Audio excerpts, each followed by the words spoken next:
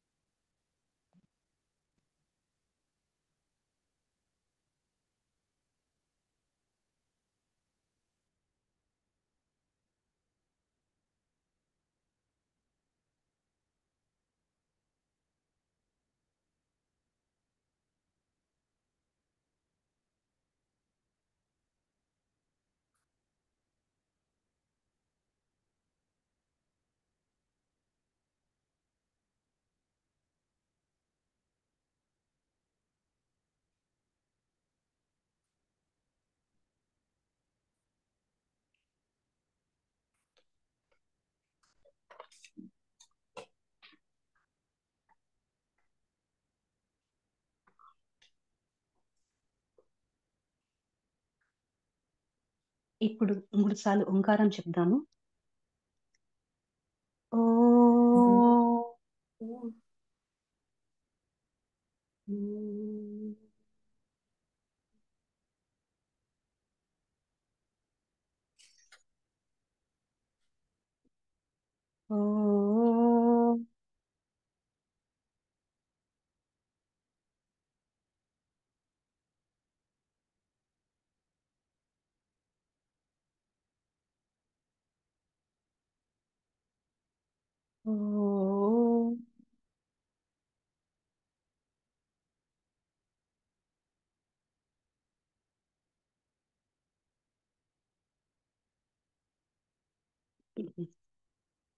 ఓం గణనాన్పా గణపతికం హవామహే కవిం కవీనాముపమశ్రవస్తమం జ్యేష్ఠరాజం బ్రహ్మణాం బ్రహ్మణస్పత ఆనశృణ్వన్నోతిభిः सीदसादनम्. ఓం శ్రీ మహాగణాధిపతయే నమః. ఓం ప్రణో దేవి సరస్వతి వాజేభిర్వాజినీవతి ధీనామవిద్యవతు. ఓం శ్రీ మహాసరస్వత్యై నమః. గురురేవ గతిర్గురుమేవ భజే గురునైవ సహాస్మి నమో గురవే. న గురోః పరమం శిశురస్మి గురోః మతిరస్తి గురో మాం పాహి గురో. జ్ఞానానందమయం దేవం నిర్మలస్ఫటికాకృతిం ఆధారం సర్వవిద్యానాం హయగ్రీవముపాస్మహే. శృతిస్మృతిపురాణానాం ఆలయం కరుణాలయం నమామి భగవత్పాద శంకరం లోకశంకరం. శంకరం శంకరాచార్యం కేశవం బాదరాయణం సూత్రభాష్యకృతౌ వందే భగవంతౌ పునః पुनः ईश्वरो गुरुरात्मेति मूर्तिभेदविभागिने व्योमवद्व्याप्तदेहाय दक्षिणामूर्तये नमः। असतो मा सद्गमय तमसो मा ज्योतिर्गमय मृत्योर्मा अमृतंगमय। ओम शांति शांति शांतिः। मातृदेवो भव पितृदेवो भव आचार्य देवो भव अतिथिदेवो भव। ॐ सहनाववतु सहनौ भुनक्तु सह वीर्यं करवावहै तेजस्विनावधीतमस्तु मा विद्विषावहै। ॐ शान्ति शान्ति शान्तिः। श्रीगुरुभ्यो नमः। हरिः ఓం। శ్రీ అందరికీ గురుభ్యో ధన్యవాదాలండి. నమ హరి ఓం. మనము వేదాలు, వేదాంగాలు, ఉపనిషత్తులు, దర్శనాలు, తర్వాత పంచాంగం, షోడశ సంస్కారాలు, ఇవన్నిటి గురించి కొంత తెలుసుకుంటూ ఇతిహాసాల్లోకి అడుగుపెట్టాము. ఇతిహాసాల్లో మహాభారతం మహా విశిష్టమైనది. పంచమ వేదం కూడా అంటాం దీన్ని. సో సనాతన ధర్మం పాటించడానికి మనుషులకు ఎక్కువ తోడ్పడేది ఈ మహాభారతంలోని ధర్మ సూక్ష్మాలు. సో వీటిని వివరించడానికి డాక్టర్ కరణం నాగరాజరావు గారు మన మీద దయతో అంగీకరించారు. ఈరోజు వారిని మనందరం ఘనంగా స్వాగతిస్తూ ఈ కార్యక్రమం స్టార్ట్ చేసుకుందాం. వారిని గురించి ఒక చిరు పరిచయం. Doctor Karanam Nagarajarao garu political sciences, history and సోషియాలజీలో ఎంఏ చేశారు. మేనేజ్మెంట్ సైన్స్లో జేఎన్టీ నుంచి పిహెచ్డి చేశారు. ప్రభుత్వ ప్రైవేట్ సంస్థల్లో 30 ఏళ్ళు పనిచేసి తర్వాత ప్రొఫెసర్గా కొన్ని యూనివర్సిటీలో పనిచేశారు. చిన్మయ ఇంటర్నేషనల్ ఫౌండేషన్ నుంచి వేదాంతంలో అడ్వాన్స్ డిప్లొమా తీసుకున్నారు. సంస్కృత భారతిలో కోవిద, తర్వాత ఎస్ వ్యాస యూనివర్సిటీ నుంచి యోగా డిప్లొమా, తర్వాత ఆక్స్ఫర్డ్ యూనివర్సిటీలో గీత పైన కోర్స్ చేశారు వీరు. తర్వాత వీరు దేశ విదేశ జర్నల్స్లో చాలా ఆర్టికల్స్, నియర్లీ 60 ఆర్టికల్స్ వీరు పబ్లిష్ అయ్యాయి. తర్వాత వీరు 4 పుస్తకాలు కూడా రాశారు. మేనేజ్మెంటు, బిజినెస్ ఎథిక్స్, ధర్మ, రిస్క్ అండ్ ఇన్సూరెన్స్ గురించి. సరే, ఇంకేమైనా అడిషనల్ ఉంటే మీరు అప్డేట్ చేయొచ్చు మనకున్న ఇన్ఫర్మేషన్ ప్రకారం. తర్వాత వీరు ఇప్పుడు ప్రొఫెసర్గా రిటైర్మెంట్ అయిన తర్వాత పిల్లలకు జూమ్లో భగవద్గీత నేర్పిస్తున్నారు. మనకు యూట్యూబ్ ఛానల్లో కూడా వీరు మనకు అందుబాటులో ఉన్నారు. సార్ని గురించి ఒక చిరు పరిచయం చేశాను. మహా విశిష్టమైన వ్యక్తి. మేము మా బేసిక్ లెవెల్ కోర్సులో సారు మహాభారతం చెప్పగా క్లాసెస్ విన్నాము. సో ఈరోజు వారిని వెబినార్ స్టార్ట్ చేయాల్సిందిగా ప్రార్థిస్తున్నాను. నమస్తే. శుక్లాంబరధరం విష్ణుం శశివర్ణం చతుర్భుజం ప్రసన్నవదనం ధ్యాయే సర్వవిఘ్నోపశాంతయే సదాశివ సమారంభాం శంకరాచార్య మధ్యమాం అస్మదాచార్య పర్యంతం వందే గురు పరంపరాం. నారాయణం నమస్కృత్య నరం చైవ నరోత్తమం దేవీం సరస్వతీం వ్యాసం తతో జయముదీరయేత్. అందరికీ నమస్కారము. ఈరోజు వేద సంస్కృత సమితితో నాకు పరిచయం సుమారుగా 2.5 ఏళ్ళగా ఉంది. మరి అప్పటి నుంచి కూడాను ఎన్నో క్లాసులు ఇంగ్లీష్లో జరగడం జరిగింది. ఈరోజు మొదటిసారిగా తెలుగులో చెప్పడము ఈ క్లాసు మహాభారతం గురించి 2 రోజులు. సాధారణంగా ఇంగ్లీష్లో చెప్పేటువంటి సందర్భంలో 4 క్లాసులు 5 క్లాసులు ఇచ్చేటువంటి వాళ్ళు. ఈసారి స్టార్టింగ్ కదా, అందువల్ల మొదటి ఫేజ్లో దీన్ని 2 క్లాసులతో మొదలు పెట్టాము. మరి 2 క్లాసుల్లో మహాభారతం 1,00,000 శ్లోకాలు ఉన్నటువంటి గ్రంథం అందరికీ తెలిసినటువంటిదే. మరి 1,00,000 శ్లోకాల గ్రంథానికి హరివంశంతో చేరిస్తే 1,25,000 శ్లోకాల గ్రంథం ఉన్నటువంటి చాలా గ్రంథం, ఇది మహాగ్రంథం. ఏదన్ని మహత్వాత్ భారవత్వాత్ భారతం అని అంటారు దాన్ని. అంత పెద్ద గ్రంథం. ఆ గ్రంథంలో ఏముంది, ఎందుకు ఆ గ్రంథం రాశారు, ఏమిటి పరిచయం, గ్రంథం పరిచయం ఏమిటి అనే దాని నుంచి మొదలు పెట్టాలనుకున్నాను నేను. ఈరోజు బేసిక్గా పూర్తిగా కాస్త ఉపక్రమం అంటాం కదా, ఉపక్రమము చెప్తారనమాట. ఉపక్రమము, ఉపసంహారము, ఉపపత్తి, అర్థవాదము అని చెప్పుకుంటూ వస్తారు. 6 గుణాలు చెప్తూ వస్తారనమాట. ఇవన్నీ ఉండాలి అని చెప్పేసి ఒక ఆర్టికల్ రాస్తే కానీ, ఒక ఏదైనా మన స్పీచ్ చెప్తే కానీ, ఏదైనా చెప్పినప్పటికీ కూడా ఇవన్నీ ఉండాలి. అవన్నీ ఉన్నప్పుడు అది ఉపక్రమం, ఇంట్రొడక్షన్ ఉండాలి, ఉపసంహారం ఉండాలి, మధ్యలో ఉపపత్తి యుక్తులు ఉండాలి, తర్వాత అర్థవాదం ఉండాలి, తర్వాత ఇలాంటివన్నీ ఉండి తర్వాత పెంచుకుంటూ పోయినప్పుడు అన్ని కలిస్తే 500 శ్లోకం ఉంది. అన్ని కలిపితే దాన్ని సమగ్రంగా ఒక వస్తువు యొక్క ప్రధానమైనటువంటి ఉద్దేశం ఏమిటి అనేటువంటిది తెలుస్తుంది.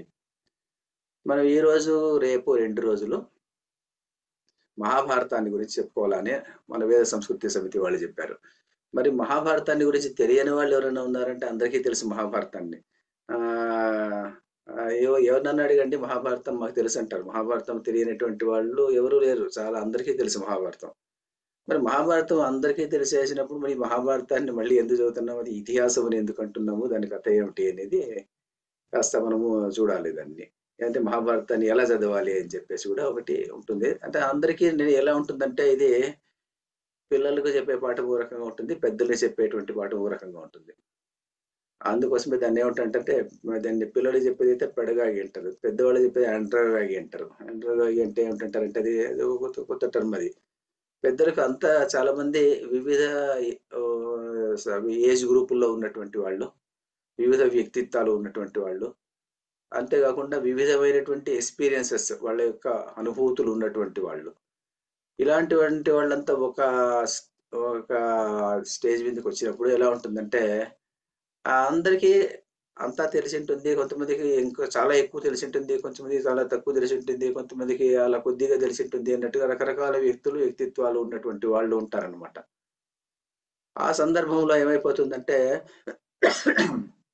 చెప్పేటువంటి వాడు ఒక్కోసారి నాకన్నా ఎక్కువ తెలిసిన వాళ్ళు చాలా మంది దీంట్లో ఉంటారు. 30 మందిలో చాలా మంది ఉంటారు.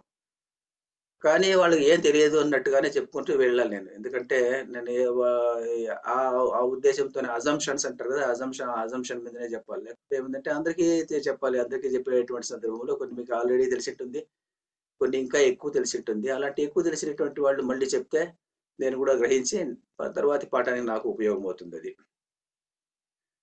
తక్కువ తెలిసినటువంటి వాళ్ళు ఆ వస్తువు జ్ఞానం ఏమైనా ఉంటే తెలుసుకోవచ్చు. ఈ సవినమైనటువంటి విన్నపం చేసుకుంటూ నేను ఈరోజు క్లాసును ప్రారంభం చేస్తాను. మరి భారతాన్ని ఎందుకు చదవాలి అన్నటువంటిది ముఖ్యమైనటువంటి ఉద్దేశం. మెయిన్గా మనం ఎందుకు చదవాలి, ఏదైనా నేను ఏ పాఠం చెప్పినప్పటికీ కూడాను ముందు దాన్ని ఎందుకు చదవాలి, ఏదో చదివితే ఏదైనా ఉపయోగం ఉండాలి కదా. ఉపయోగం లేకుండా ఉంటే ఏ పుస్తకాన్ని కూడా చదివేటువంటి అవసరం ఉండదు. ఏదో పుస్తకం ఇచ్చేసి ఎంఎస్సి మ్యాథమెటిక్స్ బుక్ ఇచ్చేసి నేను చదువు ఉంటే ఎందుకు చదవాలి దానివల్ల నాకు ఏమైనా ప్రయోజనం ఉందా లేదా అన్నటువంటిది ఒకసారి చూసుకోవాలన్నమాట. అది భారతాన్ని ఎందుకు చదవాలి మనము అనేది కూడా ఒకటి మనం చేసేటువంటి విషయం. దీనికి ఏం చెప్తారంటే, మీరు ఇన్ని రోజులు ఇంతకుముందే ఇంట్రొడక్షన్లో వాడు చెప్పినట్టుగా కాస్త వేదాల గురించి తెలుసుకున్నారు, వేదాంగాల గురించి చెప్పుకున్నారు.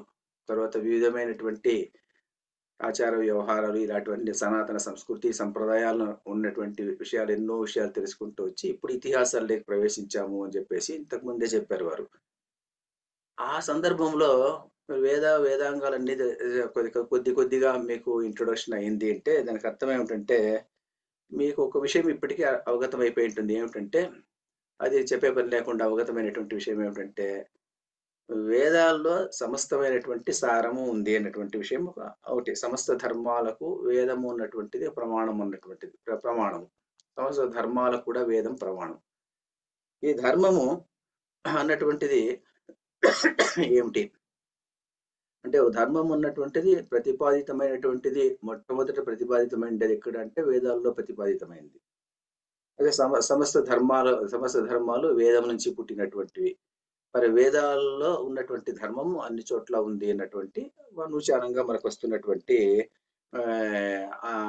సంప్రదాయం కావచ్చు, లేకుంటే మనకు ఉన్నటువంటి అభిప్రాయం కావచ్చు. అందువల్లనే ధర్మాన్న ప్రవర్తితవ్యం అంటారు. ధర్మం నుంచి ఎప్పుడు పడిపోవద్దు, జారిపోవద్దు అని చెప్పేసి మనకు ఉపనిషత్తుల్లో కనిపిస్తుంది. తర్వాత అట్లాగే ఏం చెప్తుందంటే ధర్మేణ పాపం అపనుదతి అంటారు. ధర్మం చేస్తూ ఉంటే నీ ఉన్నటువంటి పాపాలు కూడాను కొంచెం వెళ్ళిపోతుంటాయి. కాబట్టి ధర్మంలో ప్రవర్తించు, ధర్మ మార్గములో ఉండు అని చెప్తుంటారు. మరి ధర్మం అంటే ఏమిటంటే ధారణాతిథి ధర్మ అని మళ్ళీ అంటారు. అంటే అది ప్రపంచాన్నంతా ధరించినటువంటిది. ధారణా శక్తి వచ్చేసి ధర్మం. అంటే ఏమిటంటే మనకు ఒక్కసారి అలా చరిత్రలోకి చూసుకుంటే ఎలా కనిపిస్తుందంటే, చరిత్రలో ఇప్పుడైతే మనకేదో గవర్నమెంట్ ఉంది, తర్వాత ఒక కాన్స్టిట్యూషన్ ఉంది, తర్వాత ఇంకేవో ఇవన్నీ ఉన్నాయి. కానీ చాలా ఎన్నో వేల సంవత్సరాల నుంచి ఆ రాజు ఎక్కడో ఉండేటువంటి వాడు, మరి ప్రజలు ఎక్కడో ఉండేటువంటి వాళ్ళు, చిన్న పల్లెల్లో ఉన్నటువంటి వాడికి రాజును కలిసేటువంటి సందర్భమే లేదు. అలాంటి సందర్భంలో ప్రజలు ఎలా బతికేటువంటి వాళ్ళు, ఆ సొసైటీ ఎలా ఉండేటువంటిది అంటే ధర్మము అన్నటువంటిది అన్‌రిటన్ లా, అన్‌రిటన్ కాన్స్టిట్యూషన్, అన్‌రిటన్ మారల్ ప్రిన్సిపల్స్ అనుకోవచ్చు. ఆ మారల్ ప్రిన్సిపల్స్ మీద ప్రతి ఒక్కరు బతికేటువంటి వాళ్ళు. అరే ఇది చేస్తే ఇది తప్పు, ఇది చేస్తే మంచిది అన్నటువంటి భావన వాళ్ళకుండేది అప్పట్లో. ఎందుకంటే ఆ భావన అలా ఈ మన సంప్రదాయంలో అలా ఇమిడిపోయింది. ఇమిడిపోయినటువంటి దాని నుంచి ఏమైపోయిందంటే ప్రతి వృత్తిలో ఉన్నటువంటి వాళ్ళు, ప్రతి వ్యక్తి కూడాను ఏదైనా కూడాను ధర్మము ఇది ధర్మం కాదు, ఇది అధర్మము అని చెప్పుకునేటువంటి వాళ్ళు. ఈ దొంగతనం అనేది అధర్మము, లేకుంటే ఇంకోటి అధర్మము, ఏదో లేకుంటే ప్రాణహాని అధర్మము, ఇలాంటి అలా చెప్పుకునేసి అలా బతికేటువంటి వాళ్ళు. అందువల్ల ఆ సంఘాలు అలాగే బతుకుంటూ వచ్చింది. అందువల్ల ధారణాతిథి ధర్మ, ఆ ధర్మము అలా ధరిస్తూ వచ్చింది. చాలా మందికి వేద జ్ఞానం లేకపోవచ్చు,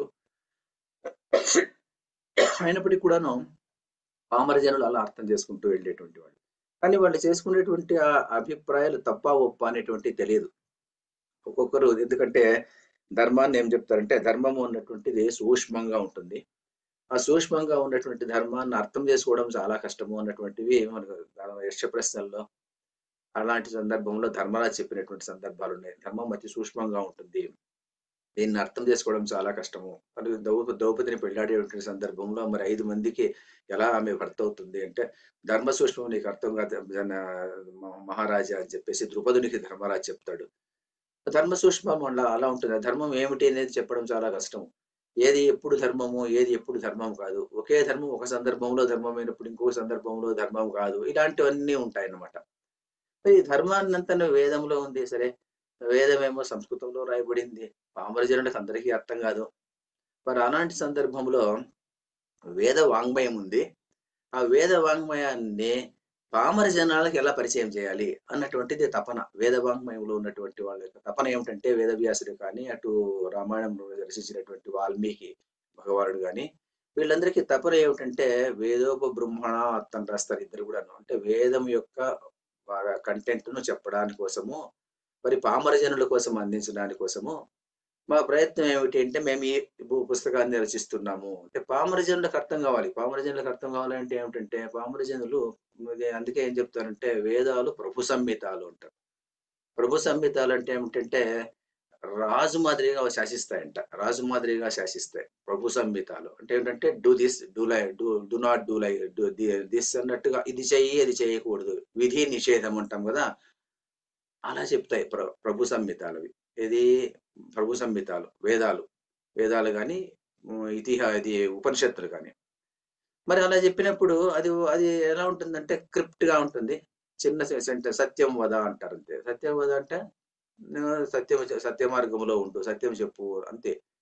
మరి దాన్ని కాస్త అర్థం చేసుకోవాలంటే పామర జనులకు పండితులు అలాంటి వాళ్ళు సులభంగా అర్థం చేసుకుంటారో ఏమో దాన్ని. కానీ అది చేసుకోకపోతే దానివల్ల కలిగేటువంటి ప్రయోజనాలు ఏమిటి, అది చేయకపోతే నష్టం ఏమిటి అన్న విషయాలు చెప్పాలి అంటే ఏం చెప్పాలి, దానికి ఏదైనా ఒక ఇది చెప్పాలన్నమాట. పురాణం కానీ ఇతిహాసం కానీ ఏమిటి, దానికి మిత్ర సంహితాలు అంటారు. ఒక మిత్రుడు దగ్గరికి వచ్చి అరే ఈ పని ఇలా చేస్తే బాగుంటుంది అని చెప్పేసి దానికి ఎలా అంటే దానికి ఏం చేస్తారు, సత్య హరిశ్చంద్ర కథ చెప్పడం. హరిశ్చంద్ర కథ చెప్పినప్పుడు హరిశ్చంద్ర కథలో ఆ సత్యం చెప్పింది దాని వల్ల ప్రయోజనాలు చెప్పిన దాని వల్ల కష్టాలు ఏమిటి ఈ విషయాలన్నీ మొత్తం అంతా చదివేపాటికి అరే సత్యంలో ప్రవర్తించినందువల్ల ఎంత గొప్పతనము చివరికి మనకు అబ్బుతుంది కదా అన్నటువంటి విషయం అతనికి తెలియాలన్నమాట. అందువల్ల వచ్చినటువంటివి ఇతిహాసాలు, తర్వాత పురాణాలు అన్నటువంటివి. పురాణ ఇతిహాసాలు, మిత్ర సంహితాలు. తర్వాత కావ్యాలు అన్నటువంటి చెప్తారు. అంటే కాళిదాస కావ్యాలు కానీ, భారవి వీళ్ళందరూ రాసినటువంటి మాగుడు వీళ్ళంతా రాసినటువంటి కావ్యాలను ఇవేమిటంటే కాంతా సంహితాలు. అంటే కాంతా సంహితాలు అంటే ఒక కాంత దగ్గరికి వచ్చి కూర్చొనేసేసి చెవిలో చెప్తే అది ఇతను ఎలా వింటాడో అలా ఉంటాయి. అంటే అది ఈ కౌన్సిలింగ్ అంటాం కదా, ఆ కౌన్సిలింగ్ దగ్గరికి వచ్చి చెప్పడం అనమాట. అది కాంతా సంహితాలు అంటారు. ఇది ప్రభు సంహితాలు, మిత్ర సంహితాలు, కాంతా సంహితాలు అని 3 రకాలు. ఇందులో ఇది ఇతిహాసము కోవలోకి వస్తుంది. భారతం ఉన్నటువంటిది. మీరు ఇన్ని రోజులు ఏం చెప్పుకున్నారు? వేదాల గురించి తెలుసుకున్నారు. వేదాల్లో ధర్మం ఉంది, ప్రతిపాదితమైంది అనేటువంటి విషయం తెలుసుకున్నారు. ఆ ధర్మాన్ని పామర జనులకు అర్థమయ్యేదానికి ఏం చేయాలి? పామర జనులకు అర్థం కావాలి అంటే దానిని తీసుకొని వచ్చేసేసి ఈ ఇతిహాసంగా అంటే ఏమిటంటే ఏదో జరిగినటువంటి కథ. ఇతిహాసం అంటే కూడా అర్థం ఏం చెప్తారంటే ఇతి ఆస అంటారు. అంటే ఏమిటంటే ఇది అలా జరిగింది.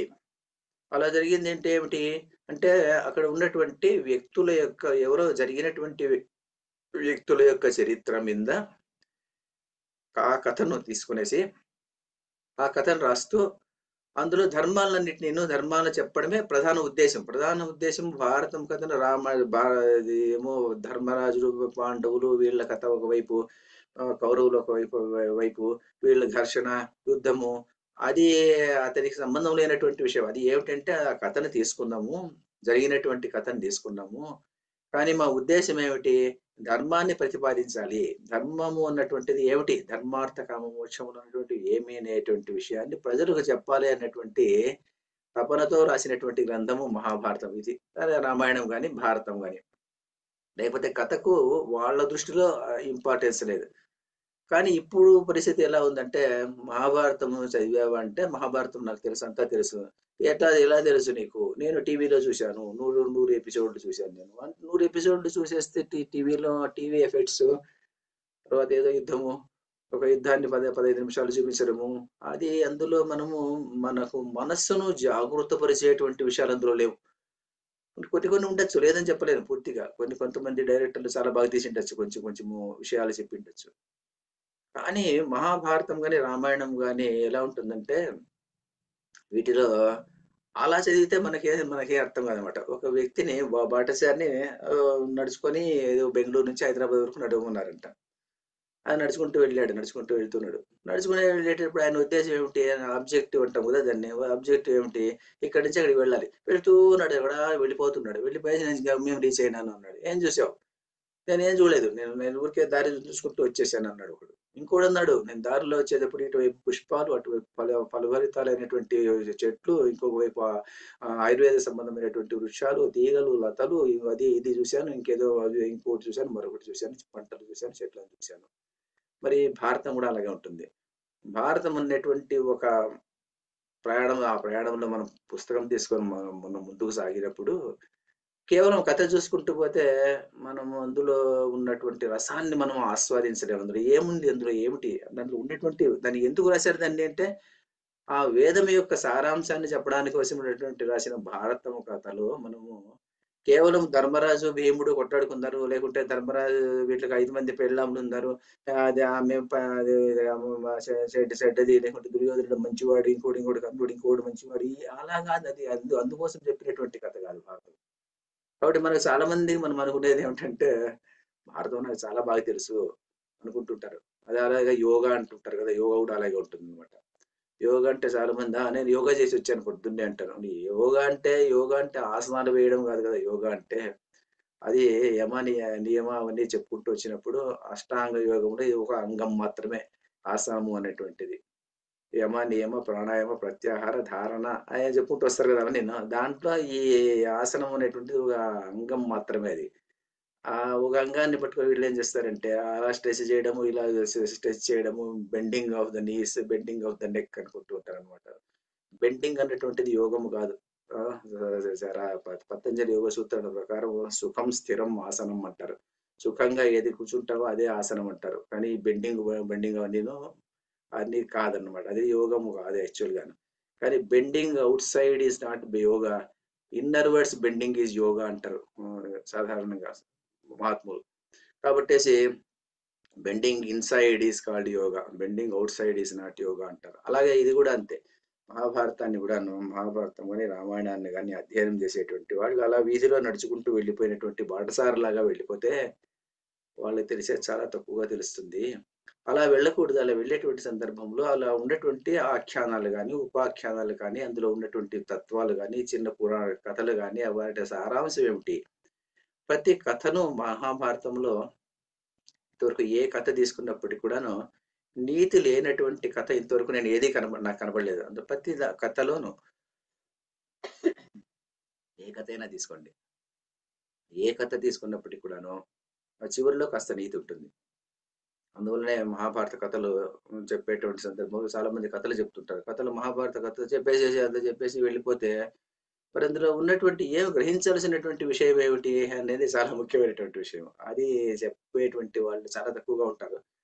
అది ఆ నీతిని గమనించాలి. అందువల్ల ప్రతి కథలోనూ ఒక నీతి ఉంది, ప్రతి కథలోనూ నీతి ఉంది. అది అంతవరకు చాలా ఖచ్చితంగా గట్టిగా చెప్పేటువంటి విషయం అనమాట మహాభారతం. తర్వాత ఇంకోటి ఏమిటంటే, ఈ వేదములో ఉన్నటువంటి ధర్మము ఎప్పుడైతే మనకు సరిగా అర్థం కాకుండా పోయిందో, పండితులకు మాత్రమే కొద్దిమంది పండితులకు అర్థమయ్యేటువంటి సందర్భం ఏర్పడిందో, దానికి వక్రభాష్యాలు అంటే ధర్మానికి వక్రభాష్యాలు చెప్పేటువంటి వాళ్ళు కూడా రావచ్చు. అంటే వక్రభాష్యాలు అంటే ఏమిటంటే, ఇక్కడ ఒకటి ఏం రాశారంటే, ఇక్కడ దీంట్లో చిన్న క్లాస్ వచ్చాను నేను. చక్షుర్దోషాత్ ఉలోకోయం సూర్యజ్యోతిర్న పశ్యతి అంటే ఏమిటంటే, సూర్యుడు వెలిగిపోతున్నప్పటికీ కూడాను గుడ్లగూబకు చీకటి మాత్రమే ఉంటుంది. ఎందుకంటే గుడ్డిది కాబట్టి చీకటిగానే ఉంటుంది. అలాగే ఈ మహాభారతంలో ఉన్నటువంటి ధర్మం అంత ధర్మాన్ని ప్రతిపాదించి చెప్పినప్పటికీ కూడాను గుడ్లగూబలాగా మనం వెళ్ళిపోతుంటామంట చాలా మంది. గుడ్లగూబకి ఎలాగైతే సూర్యుడు కనపడకుండా ఉంటాడో, అలాగే మనకు కూడా ఈ ధర్మం అన్నటువంటిది కనబడకుండా వేరే దాన్ని మనం మాత్రమే చూస్తుంటాం. చాలా మంది లౌకికంగా ఉన్నటువంటి వస్తు విశేషాల మీదనే చూస్తుంటారు. సాధారణంగా ఎన్నో మహాభారతం క్లాసులు ఈ వేద సంస్కృతి సమితిలోనిగా ఇంకా మిగిలిన చోట్ల చెప్పినప్పటికీ కూడా చాలా మంది చివరికి అడిగేటువంటి ప్రశ్నలు ఎలా ఉంటాయంటే, మరి భారతంలో ఉన్నటువంటిది మరి శకుని ఆ రోజు జరిగినటువంటిది అది నిజమేనా? శకుని దుర్యోధన పశ్చిమ పాండవుల పశ్చిమ, లేకుంటే అతని ఎవరికి ధర్మరాజు కొడుకు పేరు ఏమిటి? ఇలాంటి ప్రశ్నలు అడుగుతుంటారు. అంటే అలాంటి ప్రశ్నలు మనకి ఎలా ఉంటాయంటే, ధర్మరాజు కొడుకు పేరు ఏమిటి? ప్రతివింధ్యుడు, శృతశివుడు, వేడు ఉన్నాయి 5 పేర్లు. అవన్నీ చెప్పాల్సినటువంటి అవసరం లేదు. భారతం చదవాల్సినటువంటి పద్ధతే వేరు. భారతం ఎందుకు చదవాలి అంటే ధర్మం కోసం చదవాలి, అంతేగాని మరి ఏదో ఇట్లాంటి ప్రశ్నలు, చెప్పదంటు ప్రశ్నలు అంటారు కదా, అలాంటి ప్రశ్నలు అనమాట. ఏమో విచిత్ర వీరుడికి కొడుకు ఎవడన్నా ఉంటే వాడి పేరు ఏమిటి? ఏదో ఇలాంటి ప్రశ్నలు అనమాట. అలాంటివి అవసరం లేనటువంటి ప్రశ్నలు అనుకుంటాను నేను. మరి అది విషయం అనమాట. చక్షుర్దోషాత్ ఉలూకోయం సూర్యజ్యోతిర్న పశ్యతి అంటారు. అందువల్ల ఇప్పుడు అందువల్ల ఇదేమైపోయిందంటే, వేదంలో ప్రతిపాదించినటువంటి ధర్మాన్ని చెప్పినప్పుడు ఆ ధర్మాన్ని చూడకుండా పోయేటువంటి వాళ్ళు అలాగా ఉంటారు అని చెప్తారు. అందుకు ఇది ఏమైపోయిందంటే, భారతం కానీ రామాయణం కానీ ఎందుకోసం ఉద్భవించాయి అంటే, ధర్మాన్ని ప్రతిపాదించాలి. ధర్మాన్ని ఎందుకు ప్రతిపాదించాలి? ధర్మం వలన ప్రపంచమంతా అది ప్రపంచాన్ని నిలకడగా పెట్టుకుంటుంది, ఒక సమాజాన్ని నిలకడగా పట్టుకుంటుంది. కాబట్టి సమాజ శ్రేయస్సు కోసము ఆ ధర్మాన్ని అన్నటువంటిది అందరూ పాటించాలి.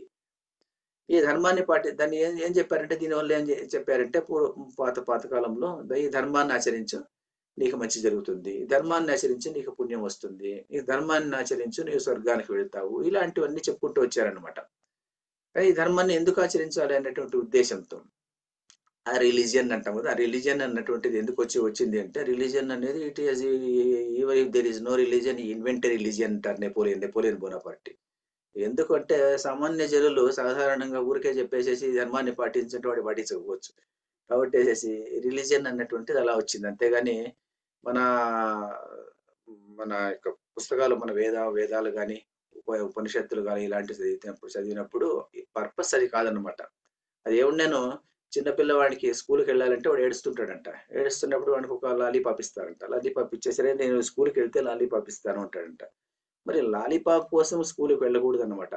లాలీపాప్ కోసం వెళ్ళడం 1, 2 రోజులు వెళ్ళాలి. తర్వాత ఎలా వెళ్ళాలి? చదువు కోసం వెళ్ళాలి.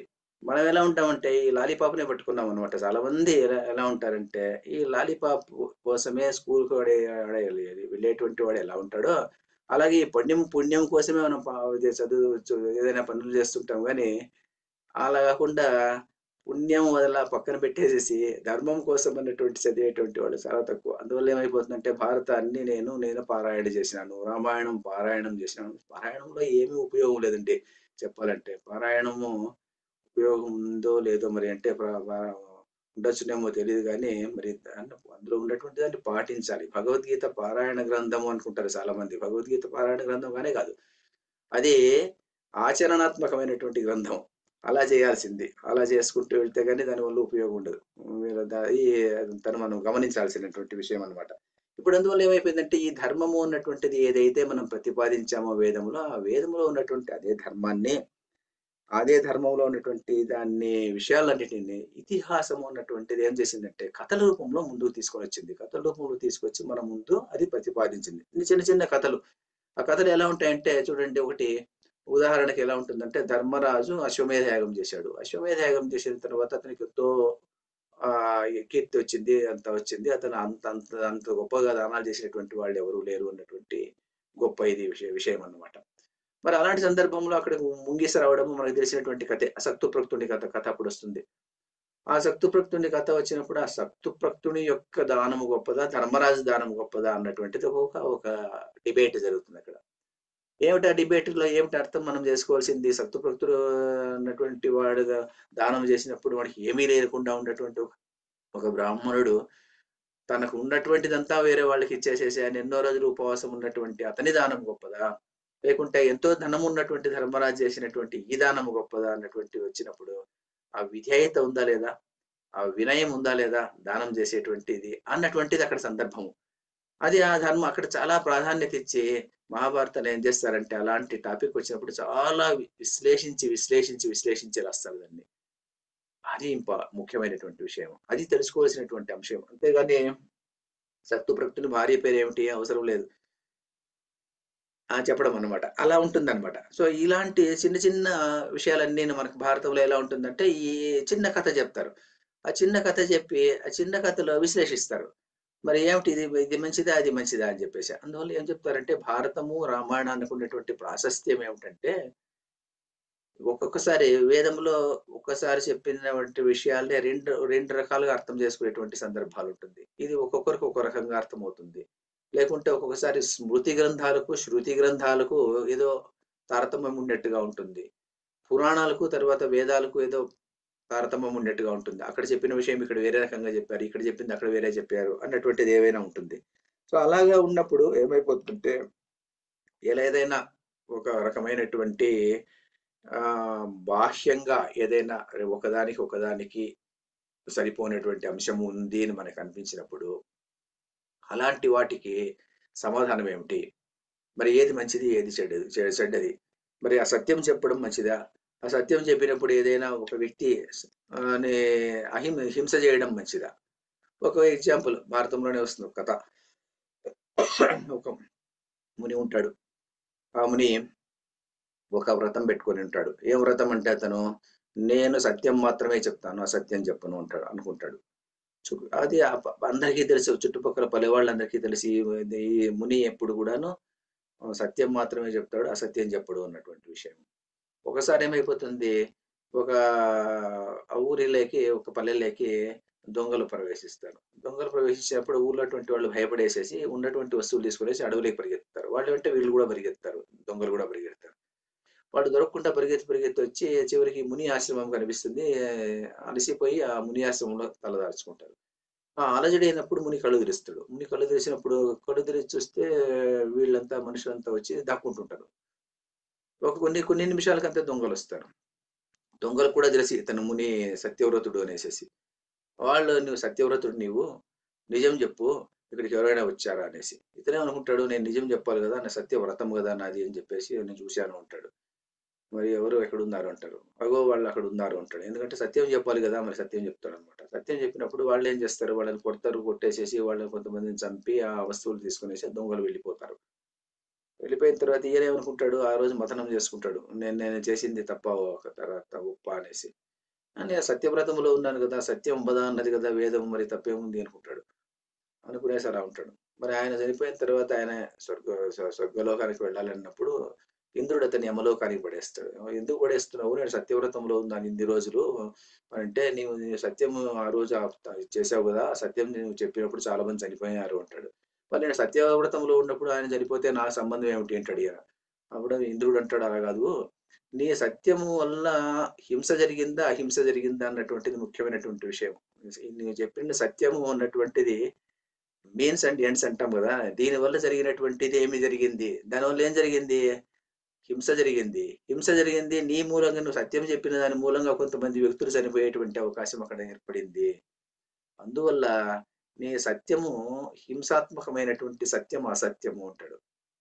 సో మరి ఏది సత్యము ఏది అసత్యము అన్నటువంటి ఒకానొక ఎలా ఉంటుందంటే, ఇలాంటి ప్రశ్నలు చాలా వస్తాయి మహాభారతంలో. ఒకటి కాదు, రెండు కాదు, వేల కొద్దీ ఉన్నాయి. అలాంటి ప్రశ్నలు వచ్చినప్పుడు, ఉత్పన్నమైనప్పుడు ఏమైపోతుందంటే మహాభారతం ఒక సమాధానం చెప్తుంది అనమాట. ఇప్పుడు ఏం చెప్పింది సమాధానం ఇక్కడ, నీవు వ్రతం అన్నటువంటిది పెట్టుకోవడంలో తప్పు లేదు, వ్రతం పెట్టుకోవాల్సిందే, సత్యంలోనే చెప్పాలి, నీవు సత్యం వ్రతంలోనే ఉండాలి. కానీ నీవు చేసినటువంటి సత్యం వల్ల ఒకనికి ద్రోహం జరిగేదో, ఒకనికి అపాయం జరిగేదో, ఒకనికి హింస జరిగేదో అలా జరిగినప్పుడు నువ్వేం చేయాలి, సత్యాన్ని పక్కన పెట్టేయాలి. అంతే కదా మరి. ఎందుకంటే ఇలా ఎలా ఉంటుందంటే, భీష్ముడు ఉన్నాడు, భీష్ముడు ఏమి ఒక వ్రతం పెట్టుకున్నాడు. ఆయన ఏం పెట్టుకున్నాడు, నేను రాజుకు ఎప్పుడు కూడాను నేను భృత్యుడిగా ఉంటాను, ఈ హస్తినాపుర సామ్రాజ్య సింహాసనానికి నేను భృత్యుడను అని ఎవరికి చెప్పింటాడు, ఆమె ఏముంది కదా సత్యవతి యొక్క తండ్రికి, ఆయన దాసరాజుకు అతను చెప్పింటాడు. అప్పుడు ఆయన భీష్మ ప్రతిజ్ఞ చేసింటాడు, నేను పెళ్లి చేసుకోను, అంతా అయిపోయింటుంది. మరి ఇప్పుడు ఏమైపోయింది, ఆయన చేసింది తప్ప ఒప్ప అంటే ఆ వ్రతం పెట్టుకున్నాడు ఆయన. ఆ వ్రతం పెట్టుకోదానని చెప్పేసి దుర్యోధనుడు పక్కన ఉండిపోయాడు అతను. మరి దుర్యోధనుడు దుష్టాత్ముడు, దుర్బుద్ధితో ఉండేటువంటి వాడు, దుర్మార్గుడు, ఎన్నో కార్యక్రమాలు చేశాడు. తర్వాత ద్రౌపది వస్త్రాపహరణం చేయడానికి ప్రయత్నం చేశాడు. మరి అలాంటి సందర్భంలో ఆ వ్రతం అవసరమా కాదా, మరి అది డిస్కషన్ ఎక్కడా లేదు భారతంలో. కానీ మనం ఈ కథను ఆధారం చేసుకుంటే, మరి భీష్ముడి ధర్మమా అధర్మమా అన్నటువంటిది మనం ఆలోచన చేసుకోవాలన్నమాట.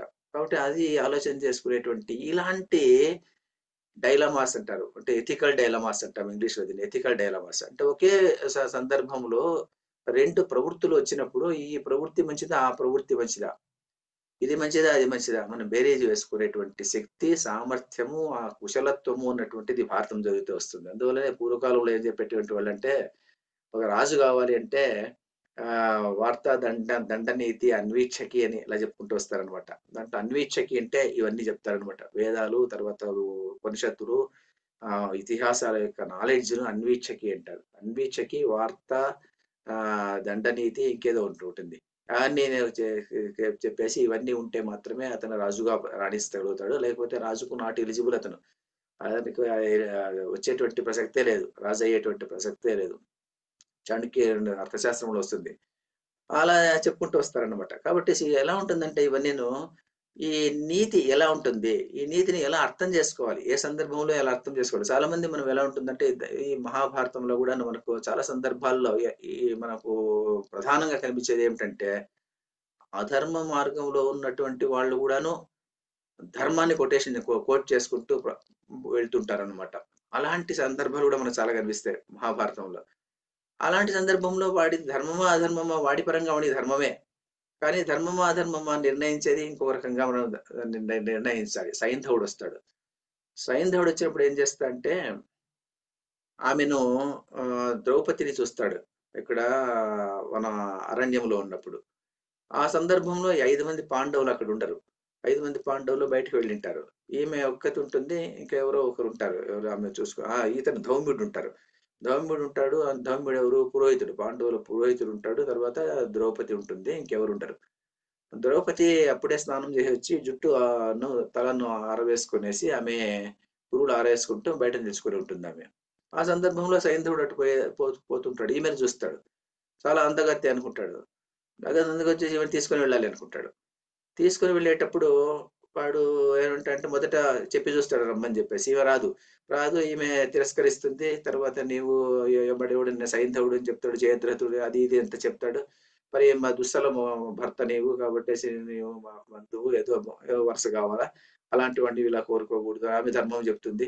ఆ ధర్మం చెప్పినప్పుడు వాడంటాడు మరి అయితే రత్నాలు తర్వాత తర్వాత వస్తువులు ముఖ్యమైనటువంటి వస్తువులు రాజు సంబంధించినటువంటివి ధర్మము చెప్తుంది. కాబట్టి నేను ఎత్తుకుపోయేది ధర్మమే అంటాడు వాడు. అంటే అలాంటి సందర్భంలో కూడాను ధర్మం ఉన్నటువంటిది వాడు చెప్తాడు అక్కడ. ఒకటి చెప్తాడు. అది ధర్మమా అధర్మమా అన్నటువంటిది అది వేరే విషయం. అయితే ధర్మము నేను చేసేటువంటి పని ధర్మమే కాబట్టి నిన్ను నేను ఎత్తుకుపోతున్నాను అని చెప్పేసి ఆమెను బలవంతంగా లాక్కుని వెళ్ళిపోతాడు. ఆవిడ చెప్పేటప్పుడు రత్నములును ఈ తర్వాత ముఖ్యమైనటువంటి వస్తువులు, అందమైనటువంటి వస్తువులు రాజుకు సంబంధించినటువంటివి అనేది ధర్మం ప్రకారం అలా చెప్తారు. కాబట్టేసి నిన్ను అందమైన వస్తువు నువ్వు కాబట్టి నేను తీసుకెళ్తున్నాను అంటాడు అనమాట వాడు. అంటే ఏమిటి దీన్ని పట్టి చూస్తే ఏం తెలుస్తుందంటే ప్రతి సందర్భంలోనూ ఈవెన్ దుర్యోధనుడు కూడా ఆయన చెప్పేటువంటి విషయంలో ఆయన చెప్పేటువంటి అన్ని సందర్భాలలో ఇది ధర్మము అనే చెప్తాడు. నేను చేసేది ధర్మమనే చెప్తాడు అతను. అధర్మం అని ఎవరు చెప్పరు. కాబట్టి ధర్మస్పృహ అంటారు దీన్ని. ధర్మస్పృహ అంటే ద ఎన్విరాన్మెంట్ ఆఫ్ ధర్మ ఈజ్ అవైలబుల్ ఇన్ మహాభారత అంటారు. అంటే ఆ ఎన్విరాన్మెంట్ ఆ సందర్భంలో ఆ నేపథ్యంలో ఉంది. మనం ఎలా అర్థం చేసుకోవాలంటే మహాభారతం జరిగి సుమారు 5000 సంవత్సరాల కింద జరిగినటువంటి మహాభారత కాలంలో అప్పటికే ఈ ధార్మిక స్పృహ అన్నటువంటిది ప్రతి వ్యక్తిలోనూ ఉంది. సాధారణమైనటువంటి వ్యక్తి కూడా ధర్మాన్ని కోట్ చేసి వాడు వాని యొక్క నడవడికను సాగించేటువంటి వాడు. ఈ ధర్మ స్పృహ అన్నటువంటిది మన సమాజం సంస్కృతిలో ఎన్నేళ్లుగా ఉంది అంటే 5000 సంవత్సరాలు. అంటే చాలా చాలా చాలా అడ్వాన్స్డ్ సివిలైజేషన్స్ ఇప్పుడు అనుకునేటువంటి చాలా దేశాల్లో ఇంకా ఏమీ తెలియకుండా అరాచకంగా ఉన్నటువంటి ఆ స్థితిలో మన దేశంలో ఎలా ఉండేటువంటి అంటే ఈ సివిలైజేషన్ అనేటువంటిది అంత హై పీక్స్ లో ఉండేది అన్నటువంటి విషయం మనకు ఈ భారత రామాయణాలు చదివితే మనకు అర్థమవుతుంది. అంటే అన్ని వేల ఏళ్ల కిందట అప్పట్లో ఇంత ధర్మాన్ని డిస్కస్ చేశారు వాళ్ళు. అంటే దీని గురించి ఆలోచన చేశారంటే వాళ్ళకి ఎంత ధార్మికమైనటువంటి వ్యక్తిత్వం ఉండేది. తర్వాత సివిలైజేషన్ ఎంత గొప్ప సివిలైజేషన్ అనేటువంటిది తెలుస్తుంది. అది తెలిసే లాభం ఏమిటి అంటే అది it gives pride of our nation అంటారు అనమాట. మన దేశం యొక్క ఔన్నత్యము గొప్పతనం ఏమిటి మనం సాధారణంగా చూస్తుంటాం. సాధారణంగా కొన్ని దేశాలకు వెళ్ళినప్పుడు భారతీయులు ఎలా చూస్తుంటారంటే పర్టికులర్గా వేరే దేశాలకు వెళ్ళినప్పుడు అక్కడ చాలా చిన్న చూపు చూసేటువంటి వాళ్ళు ఇప్పటికీ ఉన్నారు. ఇంకాను వీళ్ళకు అంటే ఒక రకంగా వీళ్ళకు ఇది లేదు. ఏమిటి అంటే కల్చర్ లేదు, సివిలైజేషన్ లేదు, ఏదో క్లెన్లీనెస్ లేదు, అది లేదు ఇది లేదు అని చెప్పేసి. కానీ ఇక్కడ ఉన్నటువంటి స్వేచ్ఛ వాతావరణము మరి అన్ని చోట్ల ఉందో లేదో మరి తెలియదు. మరి ఇంత స్వేచ్ఛ మనకున్నటువంటి స్వేచ్ఛ కానీ మనకున్నటువంటి ఇది కానీ క్లెన్లీనెస్ అవన్నీ లేకపోవచ్చు. ఎందుకంటే మనకు ఉన్నటువంటి ప్రజాస్వామ్యము విలువలు అవన్నీ ఉన్నాయి కదా. అందువల్ల ఏమైపోయిందంటే టూ మచ్ ఆఫ్ ప్రజాస్వామ్యం కూడా ఒక్కొక్కసారి కష్టమే. మంచిదో చెడుదో చెప్పలేము మనము. ధర్మాన్ని చెప్పినట్టే అది కూడాను మంచిదే చెడుదో చెప్పడానికి కుదరదు. అంటే అందరూ అంత స్వేచ్ఛ ఉంది, అంత ఇది ఉంది, వాతావరణం ఉంది, అది ఉంటుందన్నమాట. నాకు ఒకసారి ఒకతను చెప్పాడు అనమాట. ప్రొఫెసర్ ఒకతను నా జతలో పనిచేసేటువంటి ప్రొఫెసర్ ఒకసారి ఏదో చెప్పాడు అనమాట. దుబాయ్ చూడండి ఎంత బాగా డెవలప్ అయిపోయింది, 20 ఏళ్లలో ఇండియా వాళ్ళు ఏం కాలేదు అనేసి. దుబాయ్లో రాజు ఆయన ఉన్నటువంటి ఆయన మినిస్టర్ ఆయన అంటే ఒక రోజు ఆర్డర్ ఇచ్చాడంట. ఇక్కడ ఉన్నటువంటి ఈ ల్యాండ్ అంతాను మేము డెవలప్ చేయాలనుకుంటున్నాం, ఇక్కడ వదిలేసి పక్కకు పోండి అనేసి. వితిన్ 1 వీక్ లోపల వాళ్ళందరూ వదిలిపెట్టేసి పక్కకు వెళ్ళిపోతే ఆయన ఇక్కడ ఎంతో 1000-2000 జేసీబీలు తీసుకొని వచ్చేసి అక్కడ పనిచేసేసారంట.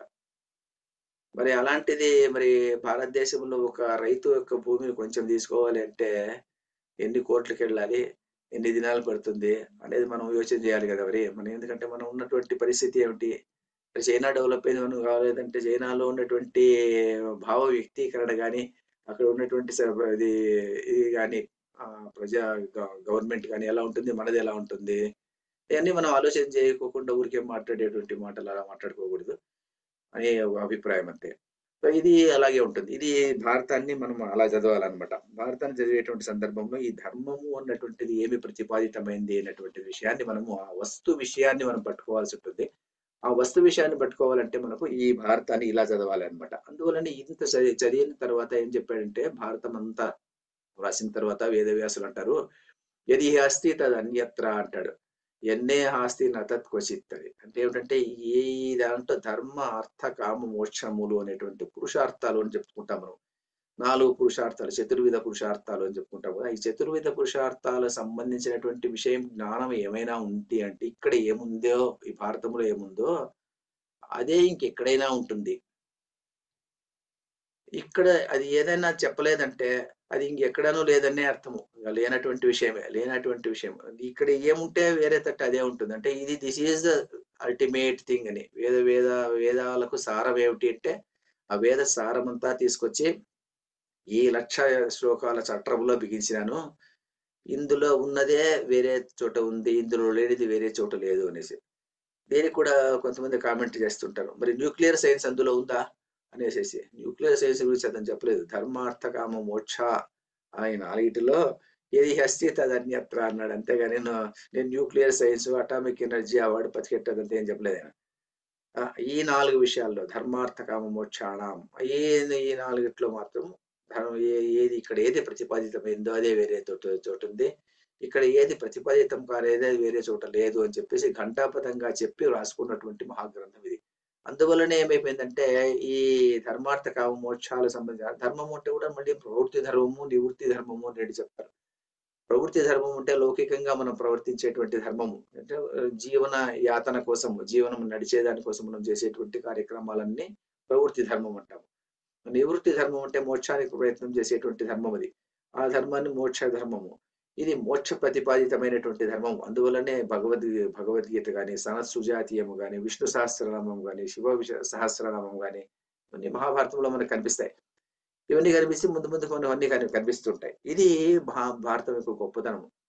ఇది ఏం చేశాడంటే భారతం యొక్క స్ట్రక్చరు అది పర్పస్ ఆఫ్ మహాభారతం ఏమిటంటే వేదం యొక్క సారాన్ని ప్రజలకు చెప్పాలనేటువంటి ఉద్దేశంలో రచించినటువంటి గ్రంథం.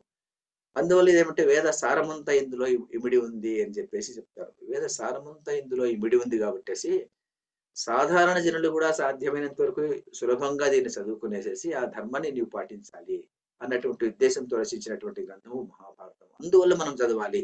నేను మొదట ప్రశ్న వేశాను కదా, ఎందువల్ల మహాభారతం చదవాలి? ఎందువల్ల మహాభారతం చదవాలంటే మన లౌకిక సామాజిక ప్రపంచంలో మనం బతికేటువంటి సందర్భంలో మనం అనాగరికంగా బతికేటువంటి నాగరికత అనేది కాదు. నాగరికతగా మనం బతకాలి. తర్వాత అంటే ఏమిటంటే గివ్ అండ్ టేక్ అని కానీ, లేకుంటే విన్ విన్ సిచ్యుయేషన్ కానీ ఇలాంటివి చెప్పుకుంటాం కదా ఇప్పట్లో చెప్పేటువంటి టర్మినాలజీ. ఇలాంటివి ఏది చెప్పుకోవాలి, ఏది కావాలి అన్నప్పటికీ కూడాను మహాభారతాన్ని మనం చదవాలి. ఆ మహాభారతం అందువల్లనే వేద సారమంతా ఇందులో నిక్షిప్తమైంది కాబట్టి దీన్ని పంచమ వేదం అన్నారు. ఇదే ఒక వేదం. అంటే మళ్ళీ ఆ 4 వేదాలు చదవనక్కరలేదు అన్నటువంటి పరిస్థితి ఇచ్చేటువంటి గొప్ప గ్రంథం ఇది. చదివితే మంచిదే అది. కానీ చదివితే అర్థం కానప్పుడు ఏం చేయాలి? మహాభారతమైన చదువు. ఎందుకంటే వేద సారం ఉంది. తర్వాత వేదంలో ఎలా ఉంది? వేదంలో ఈ డిస్కషన్స్ అన్ని ఉండదన్నమాట. రెండు కాన్ఫ్లిక్టింగ్ ధర్మాలు వచ్చినప్పుడు ఏం చేయాలి? ఈ కాన్ఫ్లిక్టింగ్ ధర్మాల్ని ఎలా మనము సర్దుబాటు చేసుకోవాలి? ఏది మంచి ధర్మము, ఏది చెడు ధర్మం, ఏది ఎలాంటి సందర్భంలో ఎలాంటిది పాటించాలి? వీటన్నిటినీ సమయస్ఫూర్తి చేసి సంకలనం చేసేసి దీనికి ఒక మథనం చేసి చెప్పేటువంటి మహాగ్రంథాలు ఈ రామాయణం కానీ మహాభారతం కానీ. అందువల్ల రామాయణ మహాభారత గ్రంథాలు మనం చదవాలి. ఎందుకు సమాజంలో మనం నాగరికంగా బతకాలంటే ఇది చదవాలి. అందువల్ల ఇది లేనప్పుడు, ఈ చదవనప్పుడు ఏమైపోతుందంటే మనకు ఇప్పుడు మనం చూస్తున్నటువంటి చాలా ట్రెండ్స్ ఉన్నాయి కదా, ఎథికల్ డీవియేషన్స్, అబెర్రేషన్స్ ఇవన్నీ ఎందుకు వస్తున్నాయి ఇప్పుడు సొసైటీలో అంటే ఇవన్నీ సబ్జెక్ట్ గా తీసేశారనమాట. ముందు ఇవన్నీ సబ్జెక్ట్ గా ఉండేటివి. మహాభారతము, రామాయణము మేము చిన్నప్పుడు 10th క్లాస్ వరకు ఉండేది. 1వ క్లాస్ నుంచి 10th క్లాస్ వరకు భారతము, రామాయణము, పద్యాలు గద్యాలు ఏదో ఒకటి ఉండేది అనమాట. మరి ఇప్పుడు ఏమైపోయిందంటే ఈ సెక్యులరిజం అని పేరు వచ్చేసేసి ఏమైపోయిందంటే భారతం అంటే అది ఏదో హిందువులకు సంబంధించింది, అదేదో ఇంకొకరికి ఏదో కులానికి సంబంధించింది, అది ఇంకేదో ఇంకొకటి అన్నట్టుగా అయిపోయింది అనమాట. అందువల్ల భారతము కానీ భారతంలో ఉన్నటువంటి భగవద్గీత కానీ ఎందుకు ముఖ్యం ఇది లేదంటే ఇదే కారణం అనమాట. తర్వాత దానివల్ల చదివితే ఏమైనా డబ్బులు వస్తాయా? మరి డబ్బులు వస్తాయా లేదా అన్నటువంటి దానికి మరి సంస్కారం వస్తుందా లేదా, మంచి వ్యక్తి అవుతాడా లేదా అన్నటువంటి విషయాన్ని గురించి ఆలోచించేటువంటి సమయము సందర్భము తగ్గిపోతుంది కదా మనకు. అందువల్ల మనకి ఏమైపోయిందంటే భారతం మీద కాస్త ఇంట్రెస్ట్ అన్నటువంటిది తగ్గిపోయేటువంటి సందర్భము, నేపథ్యము. అందువల్ల ఈ భారత రామాయణాలను అందువల్ల చదవాలి. ఎందువల్ల చదవాలంటే మనము ధార్మికంగా బతకాలి, సమాజంలో నాగరికంగా బతకాలి అంటే ఈ విషయాలన్నీ మనం తెలిసి ఉండాలి. ఏది మంచి, ఏది చెడు అనేటువంటి దాన్ని నిర్ణయించేటువంటి డిస్క్రిమినేటివ్ ఇంటలెక్ట్ అంటాం కదా, బుద్ధి అంటాం దాన్ని. ఆ డిస్క్రిమినేటివ్ ఇంటలెక్ట్ పెరగాలంటే భారత రామాయణాలు చదవాల్సి వస్తుంది. అందువల్ల ఈ భారతాన్ని పంచమ వేదము అంటాము. ఈ పంచమ వేదం రాసేప్పుడు భారతంలో ఏం చేశారంటే, మరి భారతం యొక్క ఎందుకు చదవాలి అనేటువంటి విషయం తెలుసుకున్న తర్వాత ఈ భారతం యొక్క మహత్వం ఏమిటి, మహత్వాత్ భారవత్వాత్ భారతం అంటాడు. మహత్వంలో గాని భారవత్వంలో, భారవత్వం అంటే వెయిట్ అంటే తూకము కాదు.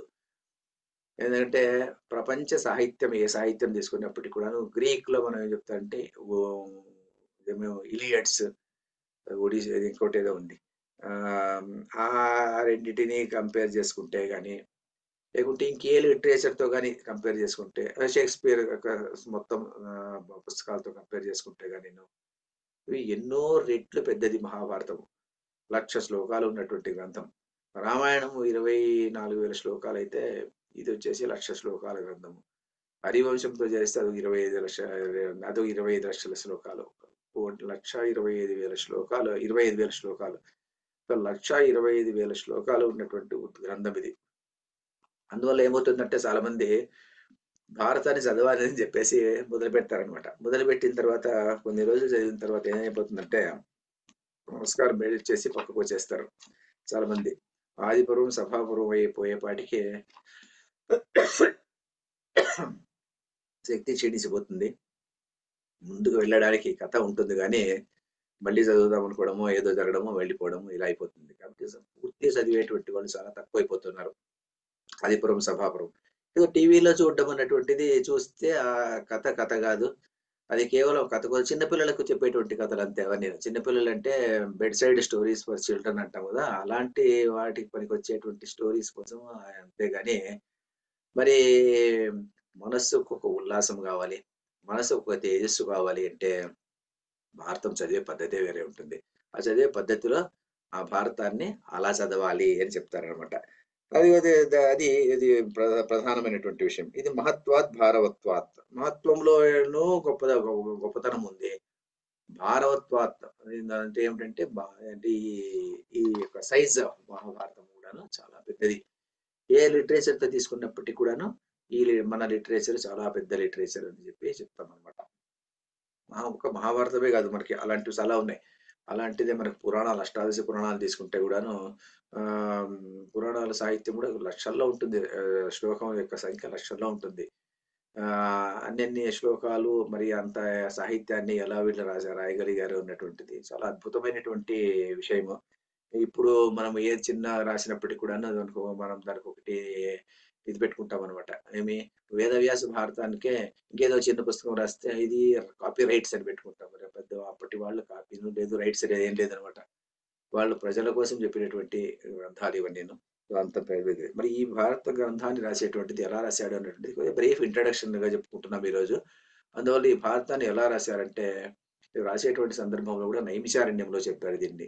ప్రశస్తం ఏమిటంటే నైమిషారణ్యంలో చెప్పారు దీన్ని. నైమిషారణ్యంలో ఎందుకు చెప్పారు, నైమిషారణ్యానికి కూడా చాలా గాథ ఉందన్నమాట. అది గొప్ప ప్రదేశము. నైమిషారణ్యము ఎందుకు నైమిషారణ్యంలో చెప్పారంటే ఏం చెప్తారంటే, ఒకసారి దేవతలందరూ కలియుగం వచ్చేటువంటి సందర్భంలో వాళ్ళు ఏం చేస్తారంట అంటే, కలియుగం వచ్చేస్తుంది, మరి ధర్మం అంతా పతనమైపోతుంది. ధర్మం పతనమైనప్పుడు యజ్ఞయాగాదులు కానీ, తర్వాత క్రతువులు కానీ, లేకుంటే మన జపతపాదులు కానీ చేసుకోవాలంటే ఏ ప్రదేశం బాగుంటుంది, ఎక్కడ ఉంటే బాగుంటుంది అంటే కలి ఆక్రమించినటువంటి చోటు ఏదైనా ఉందా అని చెప్పేసి కలికాలం వచ్చినప్పుడు కలి యుగంలో కలి యొక్క ప్రవర్తన ఉంటుంది అన్ని చోట్లను. కలి ప్రవర్తన లేనటువంటి ప్రదేశం ఏమైనా ఉంటుందా అని వాళ్ళు ఆలోచన చేస్తూ బ్రహ్మదేవుని దగ్గరికి వెళ్ళారంట. మరి బ్రహ్మదేవుని దగ్గరికి వెళ్ళారంటే ఇది మైథాలజీ కాదా అని కొంతమంది అనేటువంటి వాళ్ళు ఉంటారు. భారతాన్ని చేసేసి మైథాలజీ అని చెప్పేసి కొంతమంది భారతం జరగలేదని అని చెప్పేటువంటి వాళ్ళు ఉంటారు. రాజకీయ నాయకులు కూడా ఈ మధ్య చెప్తుంటారు కొంతమంది, అదే ఇది మైథాలజీ అంటేది, అందువల్ల అది భారతం జరగలేదు, రామాయణం జరగలేదు, రాముడు లేడు అని చెప్పినటువంటి వాడు కూడా చాలా గొప్ప పొలిటికల్ లీడర్ మనకు ఉన్నాడు అనమాట, అపోజిషన్ లీడర్ ఆయన. అలా చెప్తుంటారు వాళ్ళు.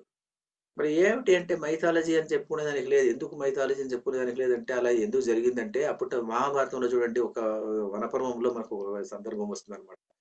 తీర్థాలను వర్ణిస్తారనమాట. తీర్థాలు ఈ తీర్థం అయిన తర్వాత ఏ తీర్థాలు సేవించాలి అని చెప్పేసి ధర్మరాజు ఒక ఋషిని అడిగినప్పుడు ఆయన వరుస క్రమంలో చెప్పుకుంటూ వస్తాడనమాట. ఇక్కడ ఢిల్లీ నుంచి మొదలు పెడతారనమాట. ఢిల్లీ హస్తినాపురం దగ్గర నుంచి మొదలుపెట్టి ఆయన దక్షిణ దేశం వరకు చెప్పి, దక్షిణ దేశం నుంచి మళ్ళీ ఇటు వెస్ట్రన్ సైడ్ తిరిగి గుజరాత్ వరకు అటు వెళ్ళి, అటు నుంచి మళ్ళీ నార్త్కి వెళ్ళి అటు ఈస్ట్కి వచ్చి ఇటు నుంచి కిందికి వస్తాడు అనమాట. ఆ చెప్పినటువంటి క్రమం చూస్తే ఎలా ఉంటుందంటే, ఒక్క తీర్థం తర్వాత ఒక తీర్థం, ఒక తీర్థం తర్వాత ఒక తీర్థం కంటిన్యూస్ గా చెప్పుకుంటూ వచ్చాడు. ఇప్పుడు కూడా దాన్ని మ్యాప్ లో పెట్టుకొని చేసేటువంటి వాళ్ళు నేను ప్రయత్నం చేశాను ఒకసారి.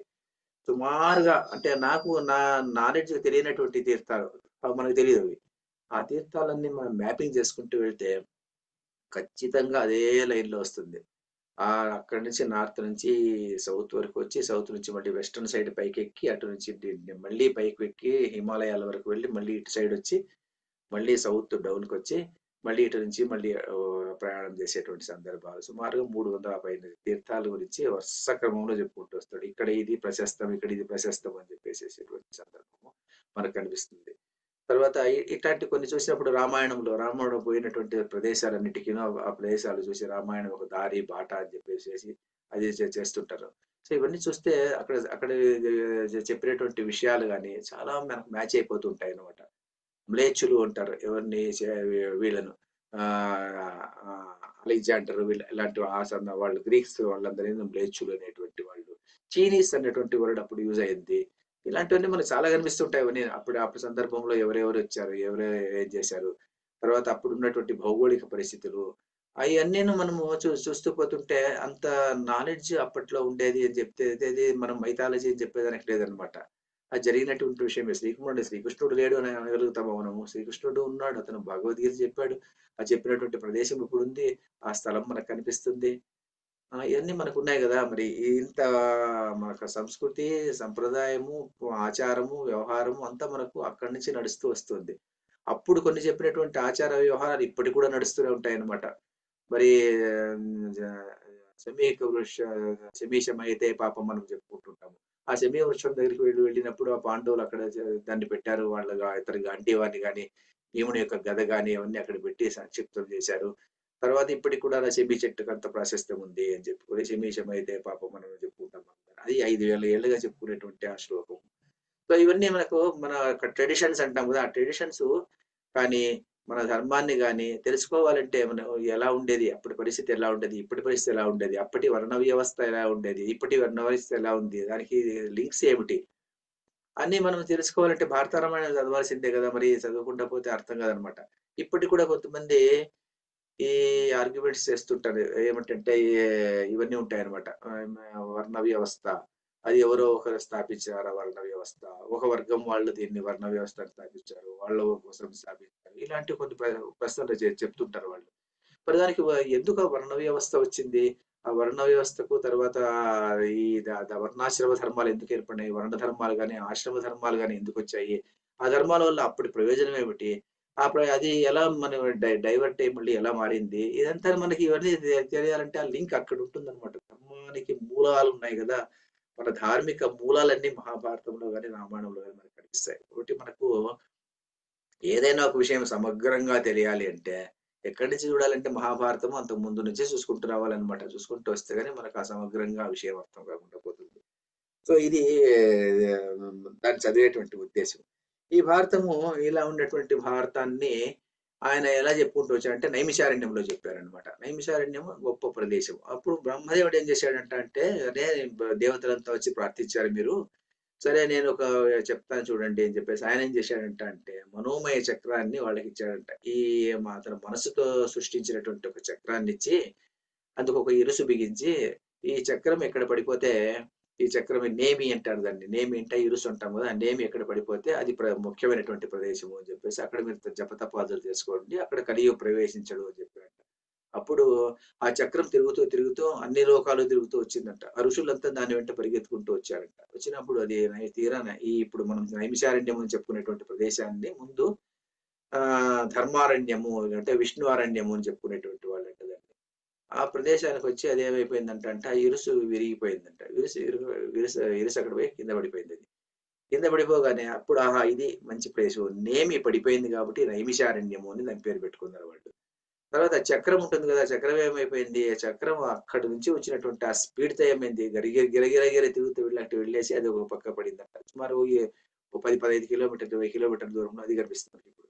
ఆ చక్రం పడేది ఏమైపోయిందంట అంటే, ఆ స్పీడ్ తిరిగేటువంటి సందర్భంలో అది భూమిని కత్తిరించుకుంటూ పాతాళ లోకంలోకి వెళ్ళింది. అప్పుడు పాతాళ గంగ అక్కడ పొర్లింది కాబట్టి అది చక్రతీర్థం అంటారు ఇప్పుడు. నైమిషారణ్యానికెళ్తే ఇవన్నీ మనం చూడొచ్చు. నైమిషారణ్యం చూడొచ్చు, చక్రతీర్థం చూడొచ్చు, తర్వాత వ్యాస గద్దె చూడొచ్చు, సూత గద్దె చూడొచ్చు. ఇవన్నీ మనకు కనిపిస్తాయి ఇక్కడ అన్నీను. రుద్ర పాదం చూడొచ్చు. ఇలాంటివి చాలా ఉన్నాయి నైమిషారణ్యంలో చూసేటువంటి వింతలన్నీ చాలా ఉన్నాయండి.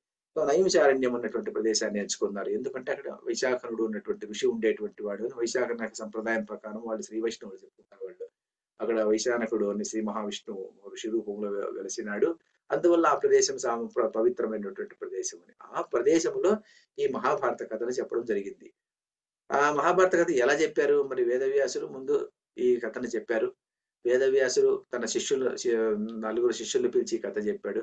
చెప్పిన తర్వాత వైశంపాయనుడిని నియోగించి జనమేజయుని ఆస్థానంలో చెప్పిస్తాడు అనమాట. జనమేజయుడు ఎవరు అంటే మరి అర్జునుడు సంతతి వాడు. అర్జునుని కుమారుడు ఏమో అతని అభిమన్యుడు. అభిమన్యుడి కుమారుడేమో ఎవరతడు పరీక్షిత్తు. పరీక్షిత్తు కుమారుడు వచ్చేసేసి జనమేజయుడు. ఆ జనమేజయుడు ఉన్నటువంటి వ్యక్తికి తను జనమేజయుడు అటువంటి వ్యక్తి సమయానికి తాతల కథ ఆయన మర్చిపోయింది, ఆయనకు తెలియదు అనమాట. మనలాగానే అది కూడా ఆయనకు కూడాను. మరి ఇప్పుడు మన తాతగారి కథ చెప్పమంటే నేను చెప్తాం, నేను చెప్పలేము. మన తాత తండ్రి పేరు ఏమిటి అంటే కూడా చాలా మంది తెలియనటువంటి వాళ్ళు ఉంటారు. చాలా మంది నేను చూశాను.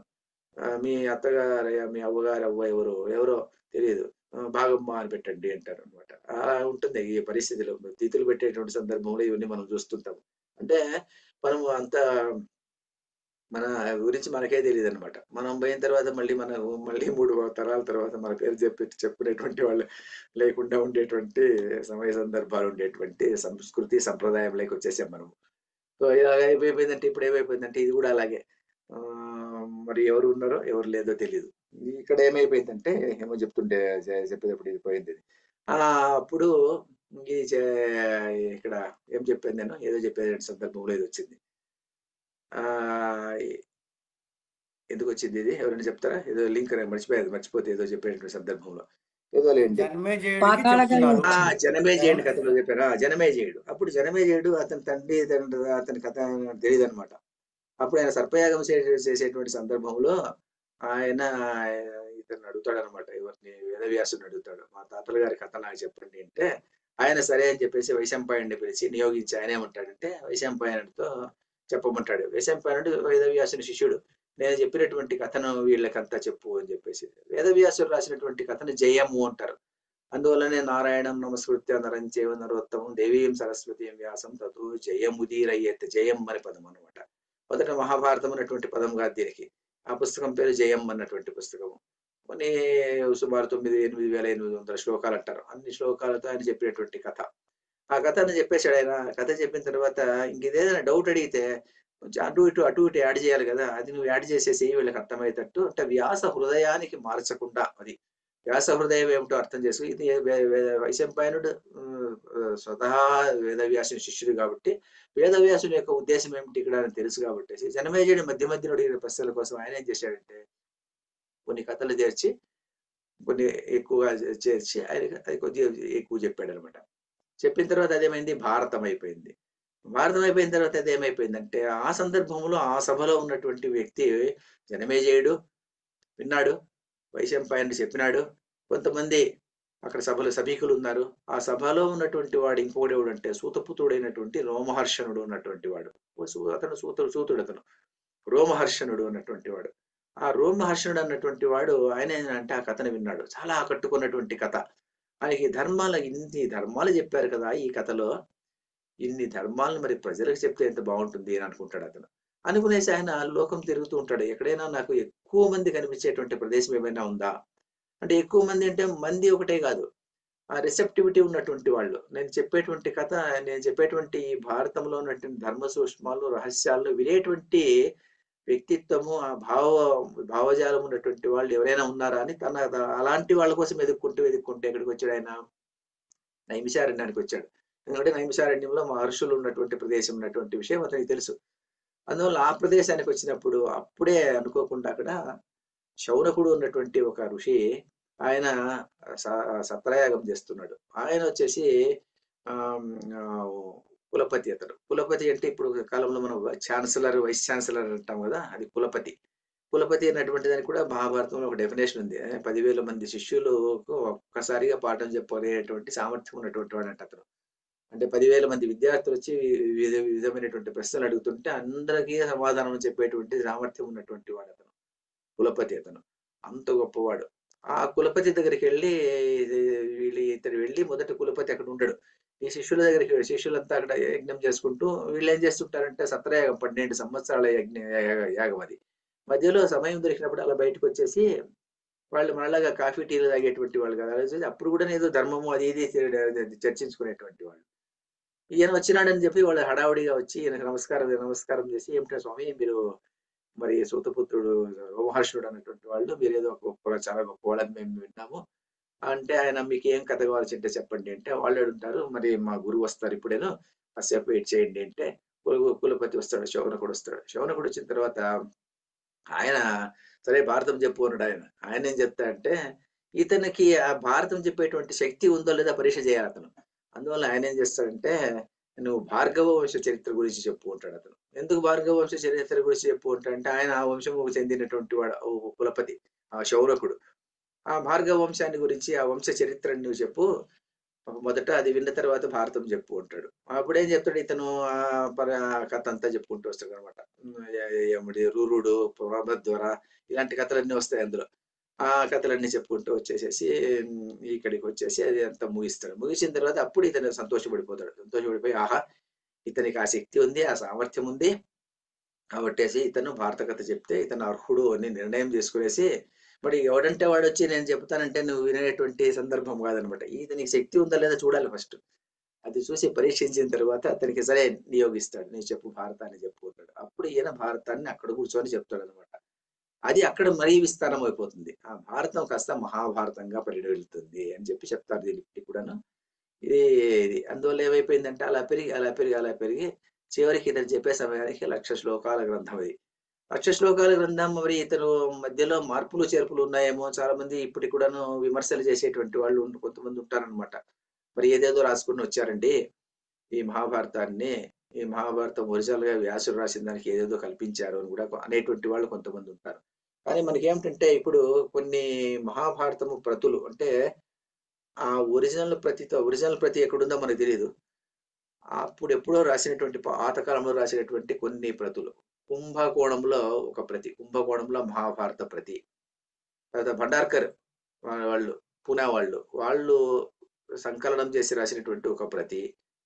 తర్వాత మన గీతా ప్రెస్ వీళ్ళు ఏం చేశారంటే వీళ్ళు ఒక ప్రతి తయారు చేశారనమాట వీళ్ళు. ఈ 3 ప్రతులు ముఖ్యమైనటువంటి ప్రతులు. ఇది ఇంతే కాకుండా నార్త్ ఇండియా సంబంధించినటువంటి ప్రతి ఒకటి ఉంది అంటారు. తర్వాత మధ్వ ఆచారాన్ని పఠించేటువంటి వాళ్ళకు ఒక ప్రతి ఉంది అంటారు. వీటన్నిటిని దగ్గర పెట్టుకునేసి, అంటే నేనేమి కంపేర్ చేయలేదండి నిజం చెప్పాలంటే. మరి ఈ ఈ ఇందులో ఈ సాహిత్యంలో బాగా కృషి చేసినటువంటి వాళ్ళు, పెద్దవాళ్ళైనటువంటి వాళ్ళు చెప్పేది ఏమిటంటే, ఈ గ్రంథాలన్నిటి పక్క పెట్టుకొని మనం చూస్తే అన్ని శ్లోకాలను ఒకదానికొకటి మ్యాచ్ అవుతాయి. అక్కడక్కడ చిన్న పదాలలో మార్పు ఉందే గాని ఎక్స్ట్రా శ్లోకం గాని, తక్కువ శ్లోకం గాని ఉన్నటువంటిది ఎక్కడా లేదు. ఉన్నటువంటి శ్లోకాలన్నీ బాగా మ్యాచ్ అవుతాయి. ఎక్కడన్నా చిన్న వేరియేషన్స్ ఉండొచ్చు అని అంటారు. కాబట్టి చిన్న వేరియేషన్స్ ఉండొచ్చు, అంతేగాని బ్రాడ్‌గా ఆ కథంతా, ఆ థీమ్ అలాగే ఉంది. ఆ శ్లోకం అలాగే ఉంది. ఆ స్ట్రక్చర్ అలాగే ఉంది. అన్ని శ్లోకాలున్నాయి. కాబట్టేసి అలా జరిగిపోతుంది. ఎక్కడన్నా చిన్న మార్పు. ఒక శ్లోకం పైకి వెళ్ళొచ్చు, కిందికి వెళ్ళొచ్చు, పక్కకు జరగొచ్చు. శ్లోకంలో పదాలు మార్పు ఉండొచ్చు అక్కడక్కడ. అంతేగాని బ్రాడ్‌గా ఆ వ్యాస హృదయంలో మార్పు లేకుండా జరిగినాయి అంటారు. కాబట్టేసేసి సాధారణంగా మనం ఏమనుకోవచ్చునంటే అన్నిటికీ ఒక మ్యాచ్ అయింది కాబట్టేసి సాధారణంగా ఇది ఒక సందర్భంలోనే రాసినటువంటి పుస్తకము. కొన్ని మార్పులు చేర్పులు ఉంది అంటే మన ఆద్యంతా మనం చెప్పుకునేటువంటి విషయం లేదు. నా ఉద్దేశ్యం ఏమిటంటే భారతంలో మరి మన భారతం వేదవ్యాసుడే రాశాడా? వేరే వాళ్ళు రాశాడా లేదా? అది మైథాలజీనా? జరిగిందా? కాదా? అన్నటువంటిది ప్రధాన అంశాలు కాదు. మనకు పుస్తకం ఉంది మహాభారతము. అందులో ధర్మం ఏమిటి? దానివల్ల మనం గ్రహింపదగినది ఏమిటి? అది మనం తెలుసుకుంటే చాలన్నమాట. అది తెలుసుకొని మనం ముందుకు వెళ్తే సరిపోతుంది. టైం ఇంకా 11:15, ఇంకా ఒక 10 నిమిషాలు ఉందనుకుంటాను నాకు. కాబట్టి ఇది భారతంలో బ్రాడ్గా ఉన్నటువంటిది. మరి భారతం ఈ రాసిన తర్వాత భారతాన్ని ఏం చేశాడంటే వేదవ్యాసుడు 18 అధ్యాయాలుగా విభజించాడు. అతను 18 అధ్యాయాలుగా విభజించి 18 పర్వాలు రాశాడు. 18 పర్వాలు ఎట్లా ఎట్లా ఉంటుందంటే దాంట్లో కూడాను ఈ మహాభారతంలో మనకు ఇవన్నీ ఉంటాయన్నమాట. రకరకాల అప్పుడు మహాభారత కాలంలో దేవదానవులతో మైత్రితో ఉండింది ప్రజలకు. తర్వాత దేవతలకు మనుషులకు బిడ్డలు పుట్టినటువంటి కథలు ఉన్నాయి. తర్వాత మట్టిలో బిడ్డలు పుట్టినటువంటి కథలు ఉన్నాయి. పక్షులకు మనుషులకు పుట్టినటువంటి బిడ్డలు ఉండేటువంటి కథలు ఉన్నాయి. తర్వాత ఇట్లాంటి కథలన్నీ మనకు కనిపిస్తాయి అనమాట. కొందరు వేడికి పుడతారు, కొందరు గాలికి పుడతారు, కొందరు అగ్నికి పుడతారు, కొందరు మట్టికి పుడతారు అని రాస్తారనమాట. సో ఇలాంటివన్నీ ఉన్నాయన్నమాట. తర్వాత ధర్మ నిర్వచనాలు, తర్వాత లోకనీతి, సమాజ నీతి, కుటుంబ నీతి, వ్యక్తి నీతి, రాజనీతి, ఇలాంటిది ప్రతి ఒక్కటి కూడాను చాలా చాలా వివరంగా విస్తారంగా ఇందులో మనకు కనిపిస్తూ ఉంటుంది అనమాట.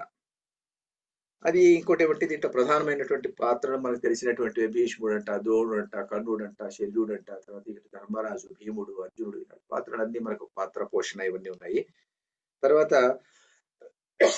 ఈ 18 పర్వాలు ఎలా ఉంటుందంటే 3 భాగాలు. మొదటిది ఏమంటారంటే ఆది పంచకం అంటాం. ఆది పంచకం అంటే ఆది పర్వము, సభా పర్వము, వనపర్వము, విరాట పర్వము, ఉద్యోగ పర్వము. ఇందులో కథ ప్రధానంగా సాగేటువంటి కథ. వనపర్వం తప్పించి వనపర్వంలో సాధారణంగా ఉపాఖ్యానాలే ఎక్కువ ఉన్నాయి. ఈ 5 పర్వాల్లో మనకి ఏం కనిపిస్తుందంటే ఇవన్నీ కనిపిస్తుంది. భారతంలో ఉండేటువంటి ప్రధానమైనటువంటి ఇతివృత్తం అంటే the development of the plot అంటాం కదా, ఆ ప్లాట్ కన్స్ట్రక్షన్ అన్నటువంటిది, ఆ కథ యొక్క ప్లాట్ ఏమిటి అన్నటువంటిది కన్స్ట్రక్షన్ ఈ 5 పర్వాల్లో మనకు పడుతుంది. అంటే పాండవులు, కౌరవులు చిన్నప్పుడు ఎలా ఉండేటువంటి వాళ్ళు, మాత్సర్యం అన్నటువంటిది వాళ్ళిద్దరి మధ్య ఎలా పెరిగినటువంటి దానివల్ల భీముడిని చంపడానికి అతను దుర్యోధనుడు ఎలా ప్రయత్నించాడు, ఆ లాక్షాగృహ దహనము జరగడము, తర్వాత పాండవులు బయటకు వెళ్ళిపోవడము, తర్వాత వీళ్ళు పెళ్లిళ్ళు, వాళ్ళ పెళ్లిళ్ళు, ఇలాంటివన్నీ. ఆ పెళ్లిళ్ళంతా అయిన తర్వాత వాళ్ళు ఎలా జరిగారు, తర్వాత ఈ ద్రౌపదితో పెళ్లి, ఇలాంటిదంతా ప్లాట్. తర్వాత వాళ్ళు జూదం ఆడడము, జూదం ఆడిన తర్వాత జూదంలో ఓడిపోవడము, జూదం ఓడిపోయిన తర్వాత వనాలకు వెళ్ళడము, వనాలకు వెళ్ళిన తర్వాత కేవలం కథ కాదు, చాలా చాలా డిస్కషన్స్ ఉంటుంది, ధార్మిక డిస్కషన్స్ అంటే ఉంటుందన్నమాట. పర్టికులర్ గా ఆమెను వస్త్రాపహరణం చేసినప్పుడు జరిగేటువంటి డిస్కషన్స్ చాలా గొప్ప డిస్కషన్ అదంతా. మరి అది ధర్మమా అధర్మమా, ధర్మం చేత జయించబడిందా, అధర్మం చేత జయించబడిందా? ఆ ద్రౌపది అడుగుతుంది కదా ప్రశ్న, ధర్మ విహితన అధర్మ విహితన అని చెప్పేసి చెబుతుంది అనమాట. అలాంటి ప్రశ్నలు, ఇలాంటివన్నీ మనకు చాలా డిస్కషన్స్ అనేది మనకు అక్కడ జరుగుతాయి. జరిగిన తర్వాత ముందుకేమీ జరిగిపోతుందంటే సభాపర్వం అయిపోయిన తర్వాత, వనపర్వం అయిన తర్వాత మరి విరాట పర్వం, అజ్ఞాతవాసం జరుగుతుంది. అయిన తర్వాత అక్కడికి అయిపోయిన తర్వాత ఆది సభారణ్య విరాట ఉద్యోగ పర్వాలు 5 ఆది పంచకం అంటాం. అక్కడి నుంచి యుద్ధం మొదలవుతుంది. అది యుద్ధ షట్కము అంటాం. భీష్మపర్వము, ద్రోణపర్వము, కర్ణపర్వము, శల్యపర్వము. తర్వాత ఏమంటారు కానీ సరే సౌప్తిక పర్వము, స్త్రీ పర్వము. ఈ అన్ని పర్వాలు. స్త్రీ పర్వంలో కేవలం స్త్రీలంతా రావడము, చనిపోయినటువంటి వాళ్ళ వ్యక్తుల దగ్గర వచ్చేయడము, రోదన చేయడము, అలాంటి సందర్భాలంతా ఆ సంగ్రామం జరిగినటువంటి ప్రదేశంలో జరిగినటువంటి ఆ కథా సన్నివేశము, ఆ సన్నివేశము యుద్ధ షట్కము అంటాం. ఇది 6 పర్వాలు. మొదటిది ఆది పంచకము, యుద్ధ షట్కము అయిపోయిన తర్వాత వచ్చేది శాంతి సప్తకము అంటాము. శాంతి సప్తకం అంటే అక్కడి నుంచి శాంతి.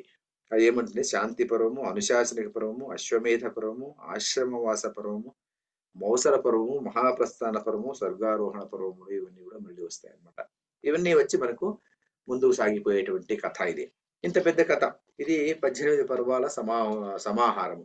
మరి మహాభారతానికి ఇంత ప్రాశస్త్యం రావడానికి ఇంకా కారణం ఏమిటంటే ఈ మహాభారతంలో మనకు చాలా చాలా ముఖ్యమైనటువంటి ఘట్టాలు మనకు కనిపిస్తుంది.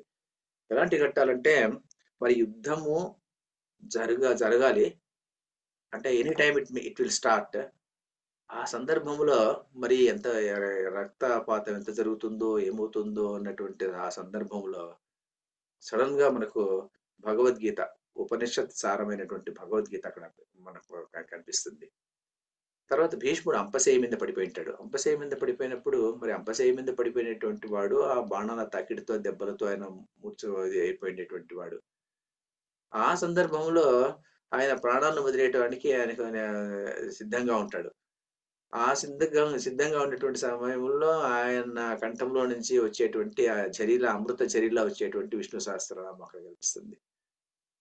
వనపర్వంలో పాండవులు వనవాసం చేసేటువంటి సందర్భంలో అటు భీష్ముడిదే అక్కడ విదురుడు అతని కోరిక పైన ధృతరాష్ట్రుని కోరిక పైన ఆయన ధర్మాన్ని నాకు బోధించు అంటే ధర్మాన్ని నేను బోధించను, శరత్ కుమారుడు నీకు బోధిస్తాడని చెప్పి అతన్ని ప్రార్థన చేస్తే ఆయన వచ్చేసి అతనికి శాంతి గురించి చెప్పేటువంటి విషయం సనస్సు జాతీయం అది వచ్చింది అక్కడ, అది అక్కడ వస్తుంది. తర్వాత మనకి ఇలాగే విష్ణు సహస్రనామం పక్కలోనే మనకు శివ సహస్రనామం అనేటువంటిది కనిపిస్తుంది. సో ఇదే కాకుండా మధ్యలో వనపర్వంలోనే మనకు యక్ష ప్రశ్నలు కనిపిస్తుంది. యక్ష ప్రశ్నలు, యక్షుడు అడిగేటువంటి ప్రశ్నలు. యక్షుడు అడిగేటువంటి ప్రశ్నలు ఎలా ఉంటాయంటే ధర్మాన్ని పూర్తి అర్థం చేసుకునేసి ఆ ధర్మం ఎలా ప్రవర్తించాలి అన్నటువంటి దాన్ని క్షుణ్ణంగా తెలిసినటువంటి ఒక వ్యక్తి మాత్రమే ఆ ప్రశ్నల సమాధానం చెప్పేటువంటి ప్రశ్నలు అన్నమాట. చూడడానికి మనకు సాధారణంగా యక్ష ప్రశ్నలు అంటే ఏమిటంటే మనకు సాధారణంగా మనం పిల్లలు చెప్పేటువంటి కథలో మనం చూస్తుంటాము.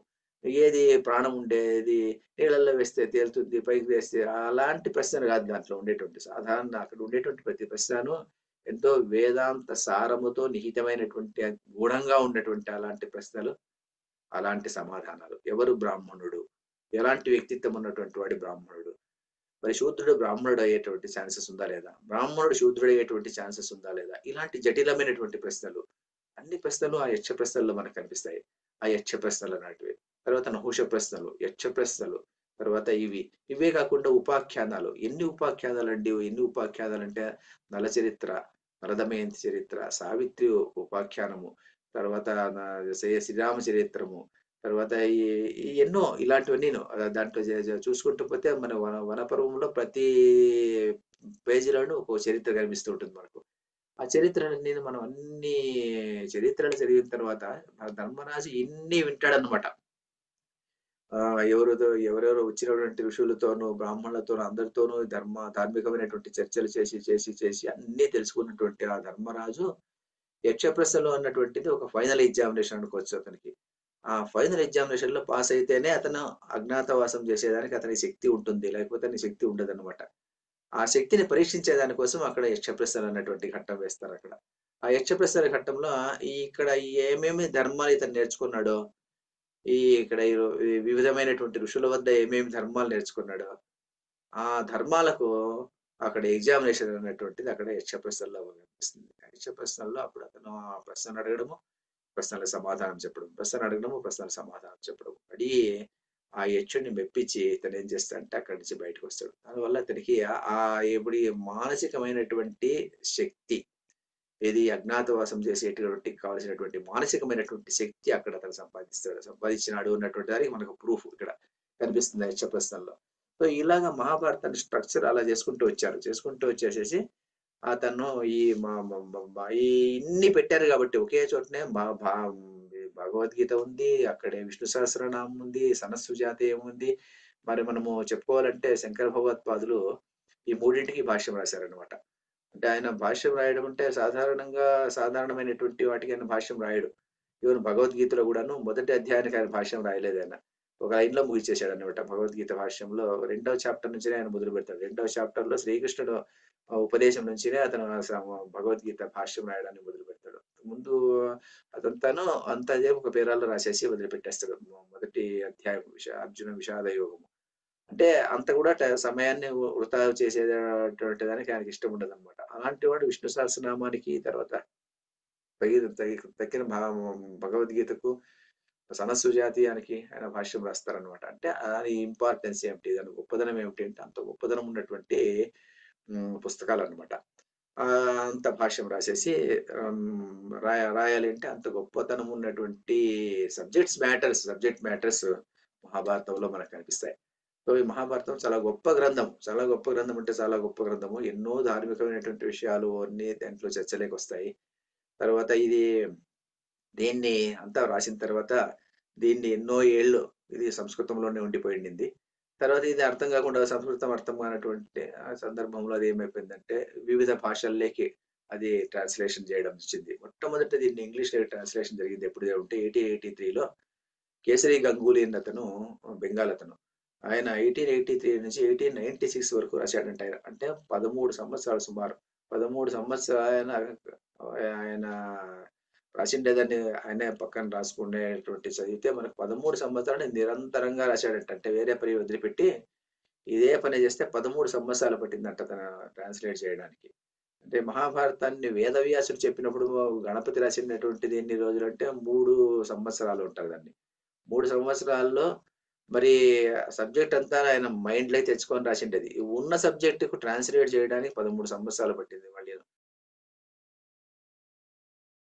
ఉన్నదాన్ని రాసేదానికి. ఆయన ఊహించుకొని రాసిండేదానికి 3 సంవత్సరాలు పడితే దాన్ని ట్రాన్స్లేట్ చేయడానికి 13 సంవత్సరాలు పట్టింది. మరి ఈ మధ్యనే వివేక్ ఒబెరాయ్ కూడా దాన్ని మళ్ళీ ట్రాన్స్లేట్ చేశాడు అని చెప్పుకొచ్చారు. నేను చూడలేదు ఆ పుస్తకాన్ని. కేసరి గంగూలీ బుక్ మాత్రం చూశారు. అద్భుతంగా ఉంది పుస్తకం, బాగుంది. ట్రూ ట్రాన్స్లేషన్, అది ట్రూ ట్రాన్స్లేషన్ ఇంగ్లీష్ లోకి వచ్చింది అది. తర్వాత దాన్ని చివరి ఆంధ్రులకు మనం అందరికీ పరిచయం చేసినటువంటి వాళ్ళు కవిత్రయం వాళ్ళు పరిచయం చేశారు. నన్నయ్య, తిక్కన, ఎర్రాపడం అని తెలిసినటువంటి కవిత్రయము. వీళ్ళ ద్వారా మనకు భారతాన్ని ఇక్కడ వచ్చింది. సో ఇది అలాగే అన్ని లిటరేచర్లోని ఇలాగే వచ్చింది. ఈ మహాభారతాన్ని మనకు అదే ఆది పర్వము, సభాపర్వము రాసి అరణ్య పర్వంలో అర్థం రాసి నన్నయ్య మరణించాడు. తర్వాత ఎవరు ఈ సబ్జెక్టుని ముట్టుకోలేదు. ఎందుకంటే మహాభారతం మీద అపోహలు కొన్ని ఉంటాయి. అపోహలు అంటే ఏమిటంటే ఇది రాస్తే ప్రమాదం జరుగుతుంది అని ఇప్పటికి కూడా చాలా మంది చెప్తారు. ఎందుకంటే చెప్తారంటే మహాభారతం ఇంట్లో పెట్టుకుంటే చాలా తప్పు, అలా పెట్టుకోకూడదు. మహాభారతం పుస్తకం ఇంట్లో ఎవరికైనా ఇచ్చేసేయాలి అని చెప్పి. నాకు ఇద్దరు రెంటి ఇచ్చారు, అలాగే ఇచ్చారు మహాభారతం. విరాటపురమును దేవపురము ఎవరో తెలిసినటువంటి వాళ్ళే. మీకు ఇస్తాం తీసుకుంటారా అనేసి. ఎందుకండి నాకు ఇస్తారా, మీరు చదువుకోండి ఏంట. లేదండి ఇంట్లో పెట్టుకోకూడదు అంటాను. మరి మా ఇంట్లో పెట్టుకొచ్చినా నేను అని అడిగాను. అడిగి ఏమో చెప్తుంటారు కదా భారతాన్ని అన్నారు. సరే నాకు ఇవ్వండి పర్వాలేదు, నాకేం తొందర లేదు అని చెప్పి తెచ్చుకున్నాను నేను. అంటే ఏమిటంటే చాలా మందికి ఇది ఎందుకు వచ్చింది అని కాస్త నేను పరిశీలన చేస్తే అది ఎలా వచ్చిందంటే అంటే ఈ మనకు క్రిస్టియానిటీ మన దేశంలోకి వచ్చినప్పుడు వాళ్ళు మన సంస్కృతి విలువలను ధ్వంసం చేయాలి కదా. మరి ఎలా ధ్వంసం చేయాలి, వాళ్ళు ఎలా ధ్వంసం చేయాలంటే మానసికంగా అంటే the level of the mind వాళ్ళు దాన్ని డిస్ట్రాయ్ చేయాలన్నమాట. అందువల్ల ఇలాంటి భావజాలాన్ని వాళ్ళు అలా కల్పించి వదిలేశారనమాట. కల్పించి వదిలేస్తే ఏమైపోతుందంటే భారతం చదివిన దాని వల్ల అలా జరుగుతుంది. రామాయణం చదివితే రాముడు ఎలా కష్టపడ్డాడో అలా కష్టపడతావు. ఎందుకంటే భారతం చదివితే యుద్ధాలు, కలహాలు, కల్లోలాలు ఉంటాయి. ఇలాంటి భావజాలాన్ని అలా వదిలేశారంట వాళ్ళు. దాన్ని అలా ప్రచారం చేయడం అక్కడ. ఎవరితో ప్రచారం చేయించడము అప్పుడు కూడాను ఇప్పుడు ఉన్నట్టుగానే ఇప్పుడు మన లీడర్స్ ఎలా ఉన్నారో అప్పటి కాలంలోనూ ఉండేటువంటి వాళ్ళే మన సమాజంలో. వాళ్ళు కూడా ఇంగ్లీష్ వాళ్ళు ఎలా చెప్తే అలా వినేటువంటి వాళ్ళు. అందుకోసమే నేను రీసెంట్ గా రాజీవ్ మల్హోత్రా గారి ఒకటే ఉపన్యాసం విన్నాను. అందులో ఇతను మన రాజారాం మోహన్ రాయ్ గారు, మనము చాలా సంఘ సంస్కర్త అనుకుంటాం కదా, ఆయన కూడాను is also an agent of Britishers అని అంటాడు ఆయన. ఉండొచ్చునేమో. ఎందుకంటే ఆయన క్వీన్ విక్టోరియా ఇండియాకి వచ్చినప్పుడు ఆయన మొదటి రోలో కూర్చోబెట్టినటువంటి ప్రధానమైనటువంటి వ్యక్తుల్లో ఇతను ఒకడు ఉంటాడంట. అతను అంటే ఇంగ్లీష్ వాళ్ళు ఎలా చెప్తే ఇతను అలా ఎగురుతుంటాడంట. మరి ఇతన్ని ముందు పెట్టుకునేసి వాళ్ళు ఏం చేశారంటే సంస్కరణలు అది ఇది అని చెప్పి తీసుకొచ్చారు అని చెప్పేసి దానికి చెప్తారనమాట. అప్పుడు జరిగేటువంటి సతీ సహగమనం అన్నది ఉంది కదా, సతీ సహగమనం అన్నటువంటిది లేదు. ఆమె ప్రొఫెసర్ ఒక ఆమె దాని మీద పెద్ద రీసెర్చ్ చేశారనమాట. ఫ్రమ్ ద టైమ్ ఇమ్మోరియల్, ఎప్పుడు మనం తెలిసిన హిస్టరీ ప్రకారం చారిత్రకంగా రికార్డ్ అయినటువంటిది 121 రికార్డ్ అయ్యాయంట.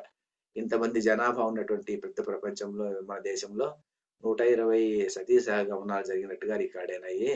కానీ పోర్చుగల్ వాళ్ళంతా ఏం చేశారంటే అటు వచ్చినప్పుడు ఇంత సతీ సహగమనాలు ఎక్కువ ఉన్నాయి, అది ఎక్కువ ఉంది, ఇది ఎక్కువ ఉంది అని ప్రచారం చేసేసి మన సంస్కృతిని పతనం చేసేదానికి వాళ్ళు అలా చేశారని చెప్పేసి రాస్తారు. ఆమె పేరు నాకు గుర్తు రావట్లేదు. ఆమె అది దాంట్లో వస్తుంది. రాజీవ్ మల్హోత్రా వీడియోలో అదంతా కనిపిస్తుంది. రాజీవ్ మల్హోత్రా అని టైప్ చేస్తే మీకు కొన్ని కనిపిస్తాయి, ఇలాంటి సత్యాలన్నీ కనిపిస్తుంటాయి. సో అలాంటి వాళ్ళు ఉండేటువంటి వాళ్ళు, అలాంటి వాళ్ళతో ఇది ఇలాంటివి చెప్పించేది అనమాట. భారతం ఇంట్లో పెట్టుకుంటే మంచిది కాదు. చాలా మంది భారతం ఇంట్లో పెట్టుకోకుండా ఉండేటువంటి వాళ్ళు కూడా ఇప్పటికి కూడా నేను చూస్తుంటాను. భారతం ఇంట్లో పెట్టుకోకూడదు అని అనుకునేటువంటి వాళ్ళు. కానీ అవన్నీ అపోహలు. భారతం చదవండి జ్ఞానం జరగదు, జ్ఞానం రాదు, జ్ఞానం రాకపోతే ధర్మం వాల్యూస్ తెలియదు అన్నటువంటి విషయాన్ని మనం చాలా బాగా గుర్తుంచుకొని పిల్లలకు కూడా దీన్ని బాగా చెప్పించాలండి. అది ముఖ్యమైనటువంటి విషయం.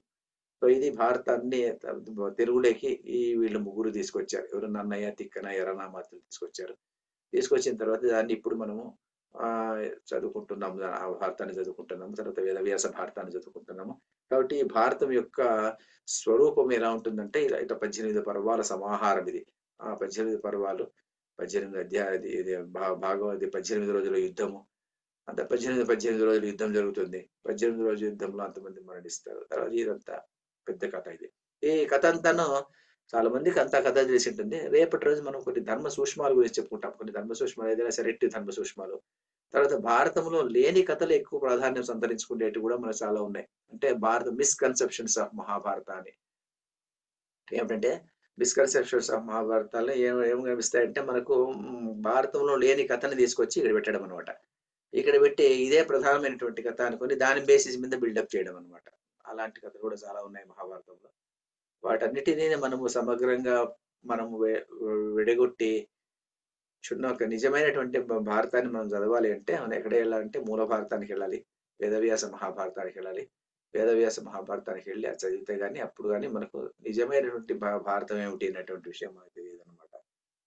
ఇది భారతంలో ఈ రోజు చెప్పినటువంటి ఉపసంహారంగా ఇది బ్రీఫ్ ఇంట్రడక్షన్. ఈ రోజు మనం ఏం చెప్పుకున్నామంటే ఇవన్నీ చెప్పుకున్నాం అనమాట. భారతం ఎందుకు చదవాలి, భారతంలో ఉన్నటువంటి కథా వస్తువు ఏమిటి, ఇతివృత్తం ఏమిటి, దాని యొక్క స్వరూప స్వభావాలు ఏమిటి, దాన్ని చదివితే వచ్చేటువంటి ప్రయోజనం ఏమిటి అనేటువంటి విషయాలన్నీ మనం చాలా టూకీగా చెప్పుకున్నాం దీన్ని ఈరోజు. ఎందుకంటే ఒక రోజు 1:30లో 20 నిమిషాల మళ్ళీ ప్రశ్నలకు ఉంటుంది కదా.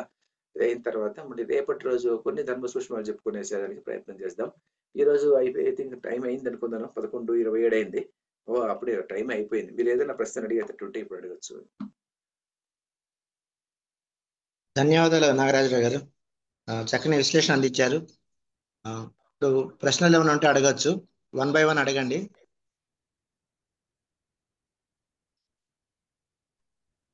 సార్ నమస్తే అండి, చాలా బాగా చెప్పారండి.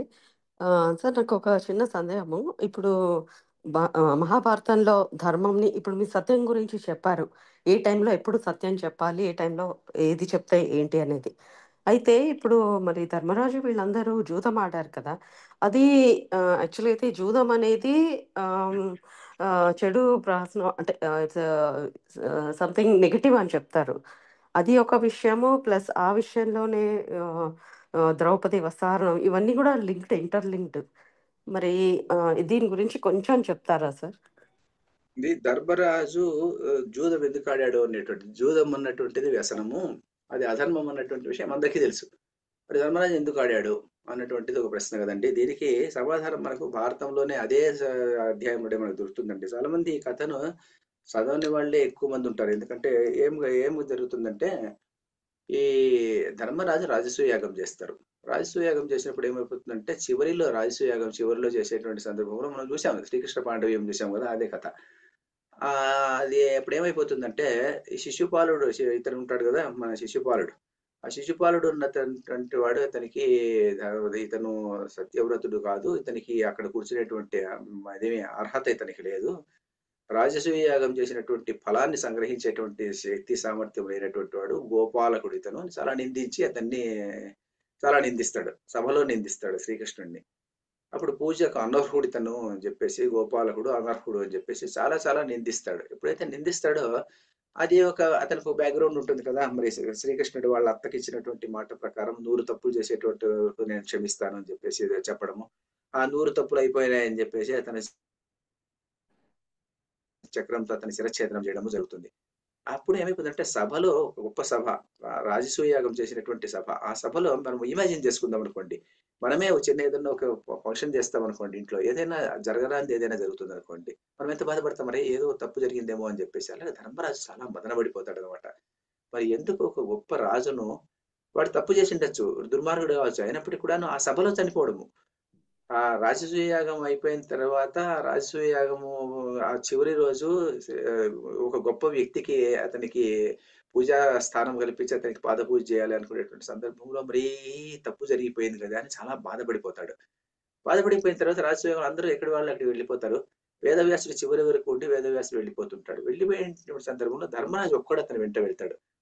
వెళ్ళి పాండవులు అందరినీ కాస్త దూరం పంపించేసి ఈయన కాస్త ముందుకు వెళ్ళి వేదవ్యాసుడితో ఒక ప్రశ్న అడుగుతాడు. మహానుభావ, మీరు భూత భవిష్యత్ వర్తమానాలకు తెలిసినటువంటి వాళ్ళు మీరు, మరి శిశుపాల వధ జరిగింది కదా, రాజసూయ యాగం జరిగేటువంటి సందర్భంలో నా మనసు చాలా బాధపడిపోతుంది.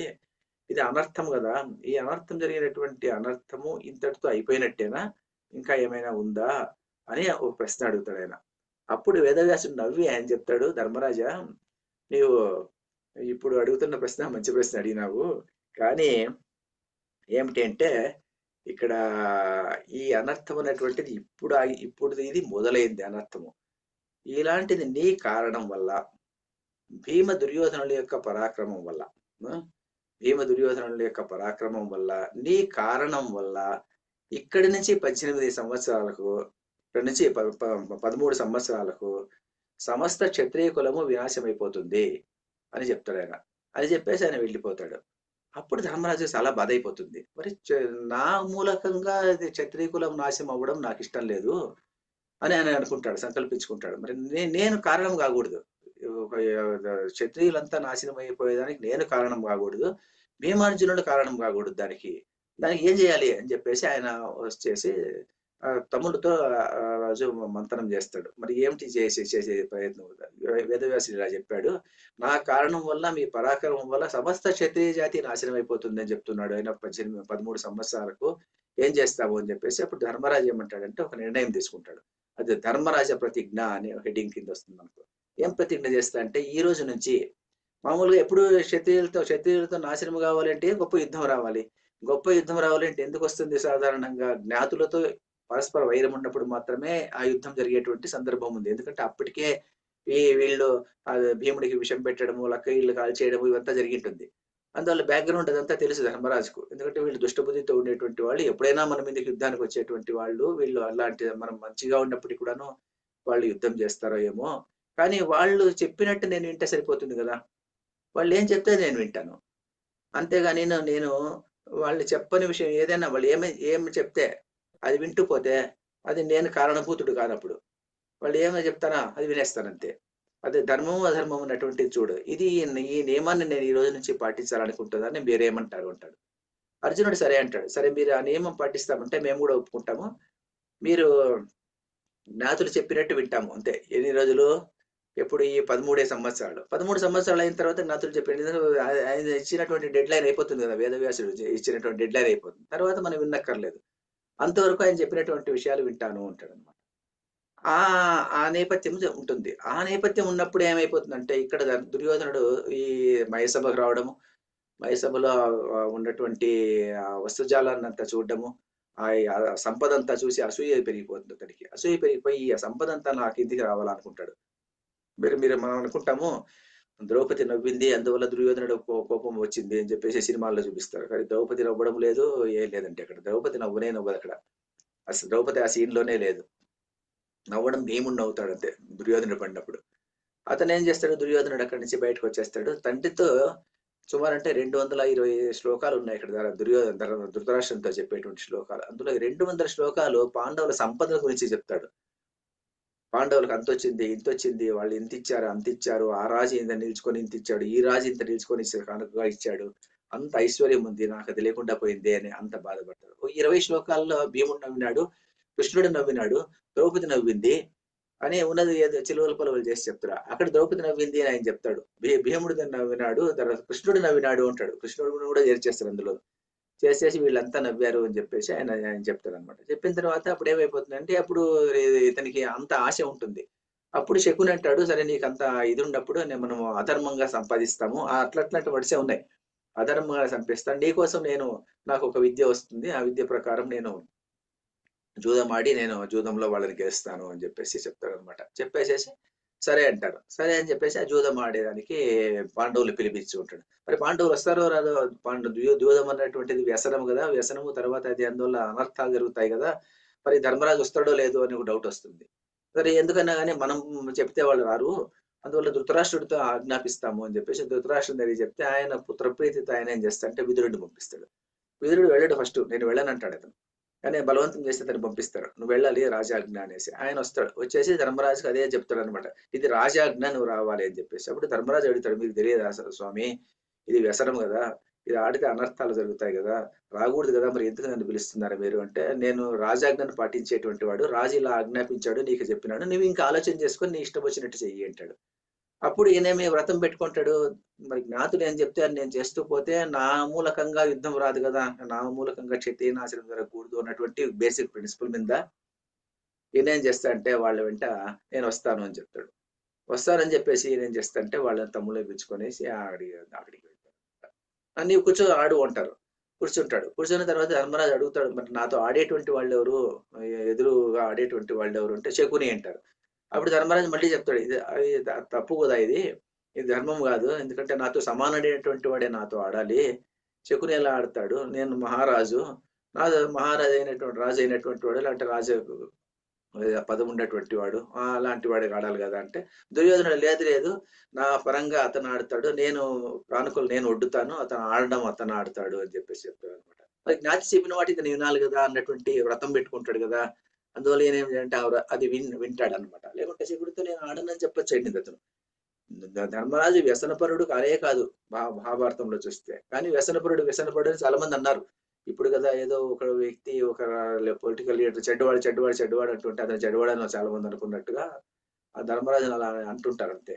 ధర్మరాజు చాలా చాలా క్లియర్ గా చెప్తాడు, నేను ఆడని ఆట ఆడేది ఇష్టం లేదు అనేసి. అయినా కూడా ధృతరాష్ట్రుడు ఆడమంటున్నాడు కాబట్టి ఆడదాము అని చెప్పేసి కూర్చుంటారు. పందెం వేయి అంటే పందెం వేస్తాడు అంతే, అలా వేసుకుంటూ పోతాడు. అంతేగాని ధర్మరాజు పాచికలు చేతిలోకి తీసుకున్నదే లేదు అందులో. 13 సార్లు 14 సార్లు ఆయన పాచికలు పారిస్తాడు. అన్ని సార్లు శకుని మాత్రమే వేస్తుంటాడు. నేను గెలిచాను, నువ్వు ఓడిపోయినావు, నేను గెలిచాను, నువ్వు ఓడిపోయినావు అన్నటువంటి సెంటెన్స్ కంటిన్యూస్ గా ఉంటుంది. కానీ ఆ పాచికలు ధర్మరాజు చేతికి రానే రాదు. ధర్మరాజు ఒక్కసారి కూడా అతను పాచికలు పారించాడు అనమాట, వాళ్ళే వేసేస్తారు అనమాట. సో అలా జరుగుతుంది. అంతేగాని పాచికలు మరి మీరు అంతా అయిపోయిన తర్వాత 5 మందిని ఒడ్డుతారు, తమ్ముళ్ళంతా ఒడ్డేస్తాడు, అతను ఒడ్డిపోతాడు. తర్వాత ఇంకా ఒక ధర్మసూత్ర సూక్ష్మం ప్రకారము మరి మా క్షత్రియ రాజకుమారుడు తను తానే ఓడిపోయిన తర్వాత అతనిది అంటే ఏం లేదు. ఇంకా ఏమిటంటే ఇంప్లాయిడ్ ఏమిటి, ద్రౌపది కూడాను ఆల్రెడీ దాసి అన్నట్టుగా ఇంప్లాయిడ్. కానీ అక్కడ ఏం జరుగుతుందంటే ఇతను శకుని వచ్చేసి, ఇంకా నీ దగ్గర ఒకటి వస్తువు ఉంది అంటాడు. ఏమిటి అంటాడు, నీ భార్య ఉంది కదా, ఆమెను ఒడ్డు అంటాడు. ధర్మరాజుకి అక్కడ పాయింట్ దొరికిపోతుంది అనమాట. మరి ఆమె ఒడ్డడం అన్నటువంటిది ఈయన కాని సొత్తు ఒడ్డుతున్నాడు. ఎందుకు ఒడ్డుతున్నాడు ఇతను కాని సొత్తు అంటే ఆల్రెడీ ఈమె ఆల్రెడీ ఇంప్లాయిడ్, ఇతను దాసుడు అయినప్పుడు ఆమె దాసి ఆల్రెడీ అయిపోయింది. మరి అలాంటప్పుడు మళ్ళీ ఇంకొక వస్తువు ఉంది అనడం అతను చెప్పడం అతనిది తప్పు, ఆమెను ఒడ్డమనడం తప్పు. ఆమెను ఎందుకు ఒడ్డాడు ఇతను, మరి ఆమె ఎందుకు అందులో పణంగా పెట్టాడు? పణంగా ఎందుకు పెట్టాడంటే జ్ఞాతులు చెప్పిన వాటి వినాలని ప్రిన్సిపల్ ఉంది కదా, సరే అని చెప్పేసి ఆమెను ఒడ్డిదానంటాడు. ఆమె మేము గెలుచుకున్నాము అనేవాడు అంటాడు అనమాట. అందువల్లనే ద్రౌపది అక్కడ అడుగుతుంది, తన్నోడి నన్నోడినా, నన్నోడి తన్నోడినా అన్నాడు. అందువల్ల జరుగుతుంది అనమాట. ధర్మరాజు ఎందుకు అడిగాడంటే ఇది బ్యాక్గ్రౌండ్, ఇది ఈ శిశుపాల వధ దగ్గర నుంచి మొదలవుతుంది. శిశుపాల వధ దగ్గర నుంచి మొదలైనటువంటి కథ ఇలా జరుగుతుంది అనమాట. అదండి రీజన్. ఏమైనా డౌట్ ఉందండి ఇందులో?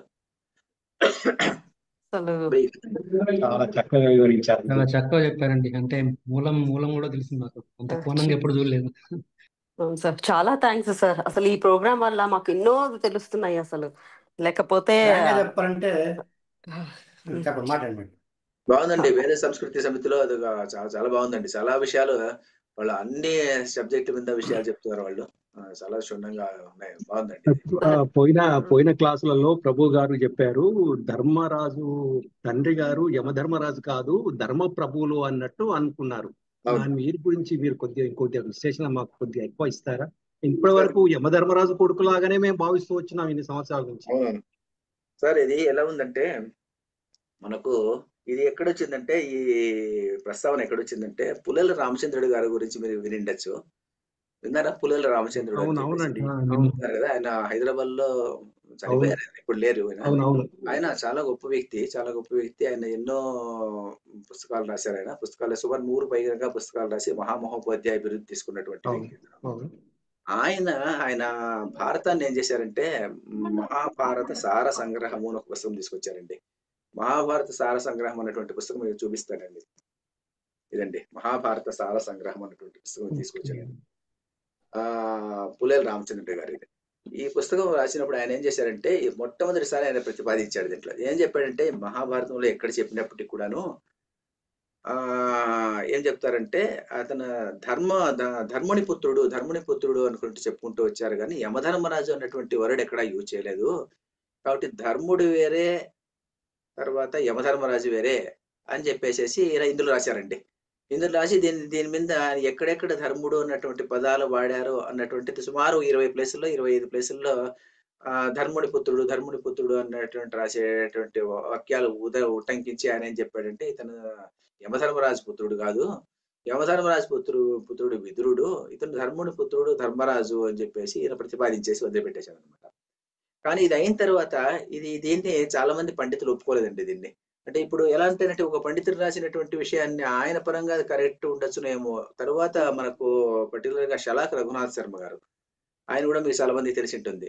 షలాక్ రఘునాథ్ శర్మ లాంటి వాళ్ళు దాన్ని ఖండిస్తూ వ్యాసాలు రాశారండి. దాన్ని ఆ వ్యాసాల్లో ఏం చెప్తారంటే వాళ్ళు దీనికన్నిటికీ ఎక్కడెక్కడ ఏమేమి ఇచ్చాడో వీటన్నిటికీనూ వాళ్ళు ఉటంకిస్తూ ఈయన అలా కాదు, ఈయన యమధర్మరాజు పుత్రుడే అని చెప్పేసి నిరూపిస్తూ వాళ్ళు రాశారండి దాన్ని.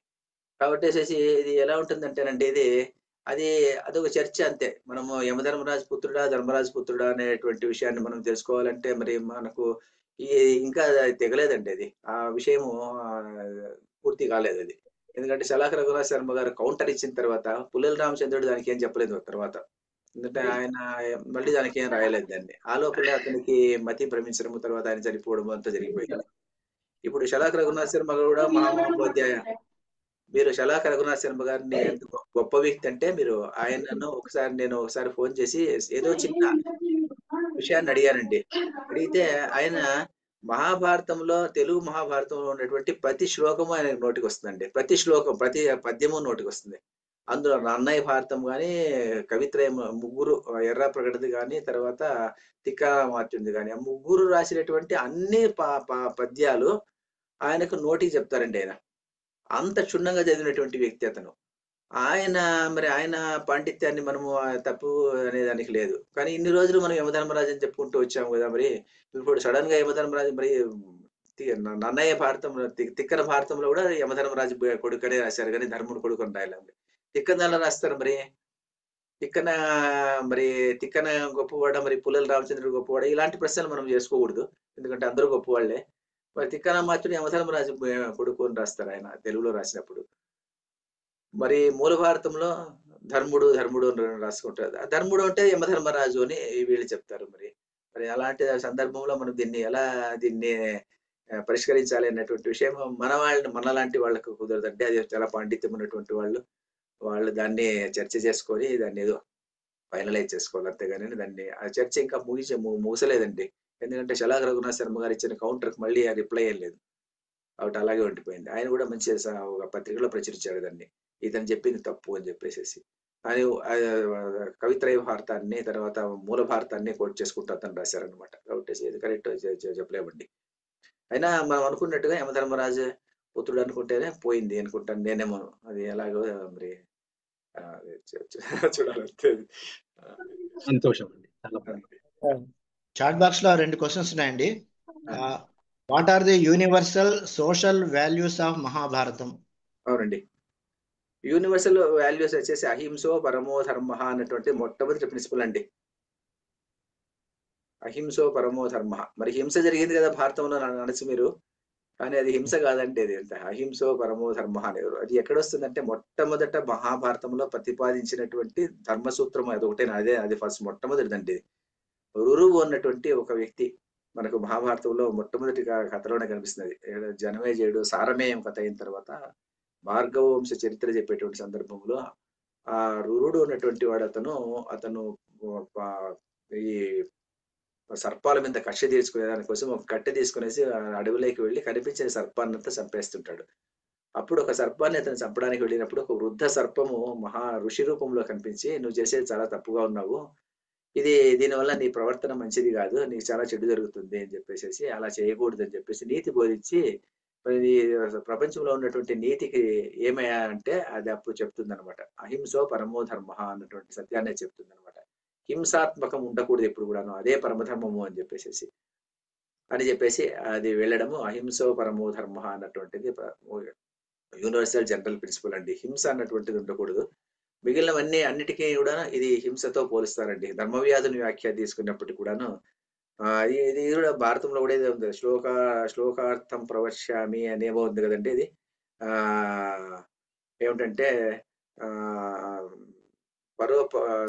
గ్రంథ కోటి గ్రంథాల్లో చెప్పింది అర్ధ శ్లోకంలో చెప్తాను. పరోపకారాయ పుణ్యాయ పాపాయ పరపీడనం, అది కూడా వేదవ్యాసుడు చెప్పిండేదండి.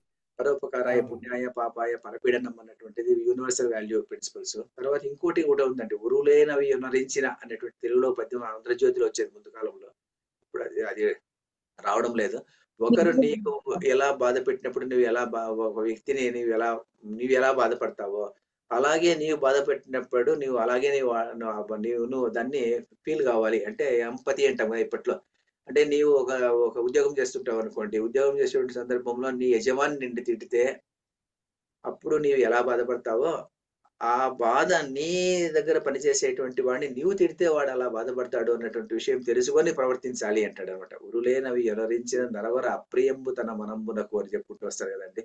ఆ నురులకు నవి చేయకునికి పరమ పదము అదేమో ఉందండి, పరమ ధర్మ పదము ఏమో 4వ లైన్ గుర్తు రావట్లేదు. అది ఆ పద్యం చెప్తారనమాట. అంటే ఊరులో ఒకరు నీకు దీన్ని నీకు చేస్తే నీవు ఎలా ఫీల్ అవుతావు అని అనుకునేసి ఆ పనిష్మెంట్ ని వేరే వాళ్ళకి ఇవ్వాలంట. నీవు ఒకరికి పనిష్ చేసేటువంటి సందర్భంలో నేను ఈ సందర్భంలో నేను ఈ పనిష్మెంట్ పడితే నేను ఎలా ఫీల్ అవుతాను అనుకునేసి. అంటే if you want to remove your subordinate from the services, you think that if your services are removed how you feel అని ఆలోచన చేసుకోవాలంట. అని చెప్పేటువంటి ధర్మం కూడా పరమ యూనివర్సల్ ట్రూత్ అండి. అది యూనివర్సల్ ట్రూత్. అహింసో పరమో ధర్మ యూనివర్సల్ ట్రూత్. పరోపకారాయ పుణ్యాయ పాపాయ పరపీడనం అనేటువంటిది ధర్మసూత్రము. ఇవన్నీ ఇలాంటి యూనివర్సల్ వాల్యూస్ చాలా ఉన్నాయండి ఇందులో, మహాభారతంలో కనిపిస్తాయి.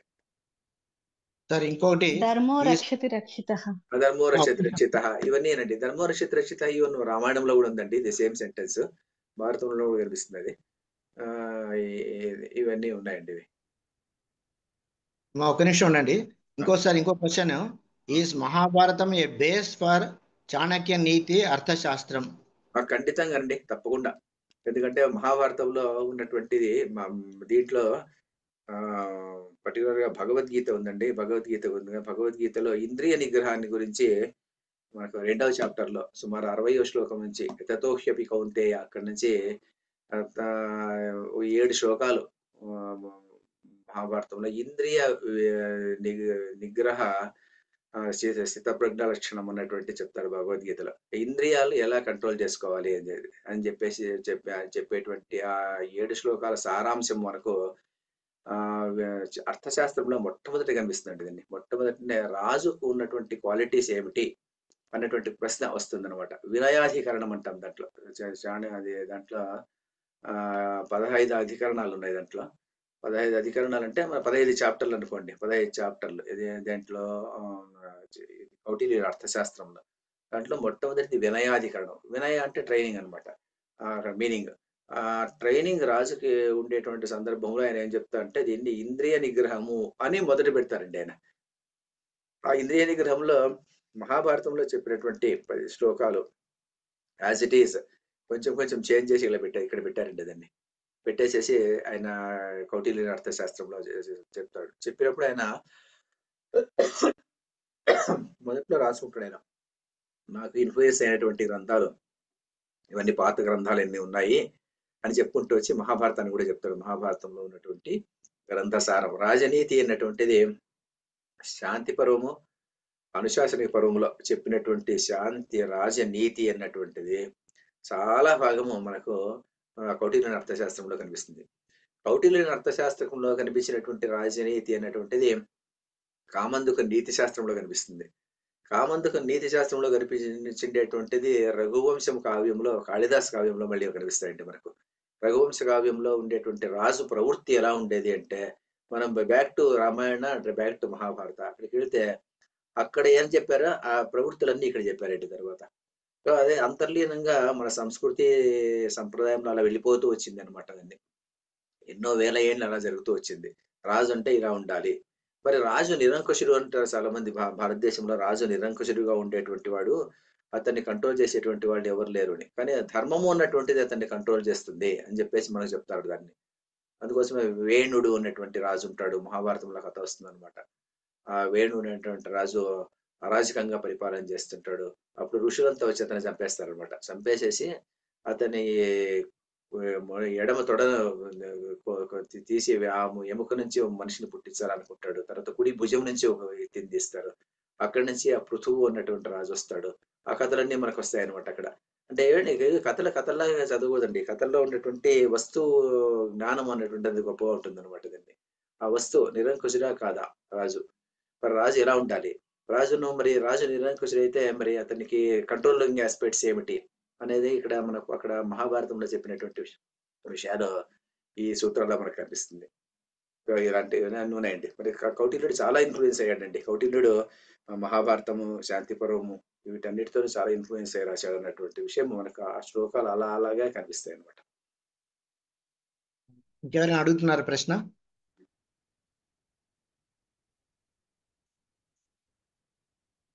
రేపు ఎవరైనా ఏమైనా చెప్పాలనుకుంటున్నారా? ఎవరైనా స్పెసిఫిక్ గా ఏమైనా అడగాలనుకుంటుంటే ఇప్పుడు చెప్పేస్తే నేను రేపు దాన్ని కవర్ చేస్తాను. ధర్మము, ధర్మ సూక్ష్మము గురించి డీటెయిల్డ్ గా ఉంది, పర్టికులర్ గా అరణ్య పర్వంలో ఉంటుంది అంటారు. రేపు అది కవర్ చేయండి. ధర్మ సూక్ష్మానికి ధర్మానికి తేడా చెప్తారు. దాని గురించి కొన్ని కథలు కూడా చెప్తారు. మరి వాటి గురించి రేపు మీరు కవర్ చేస్తే I will be more happy.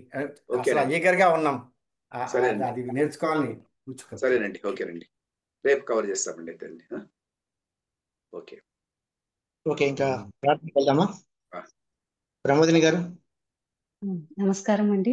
గురుగారు చాలా చాలా డీప్ గా చాలా బాగా చెప్పారండి. బేసిక్స్ నుంచి చెప్పినట్టుగా మాకు మంచి క్లియర్ గా అర్థమైందండి. భారతంలో ఇంకొంచెం డీప్ గా నేర్చుకోవడానికి ఛాన్స్ దొరికిందండి. స్వస్తి చెప్తాను. స్వస్తి ప్రజాభ్య పరిపాలయంతాన్ న్యాయేన మార్గేణ మహిం మహిషాః గోబ్రాహ్మణేభ్యః శుభమస్తు నిత్యం లోకాః సమస్తాః సుఖినో భవంతు.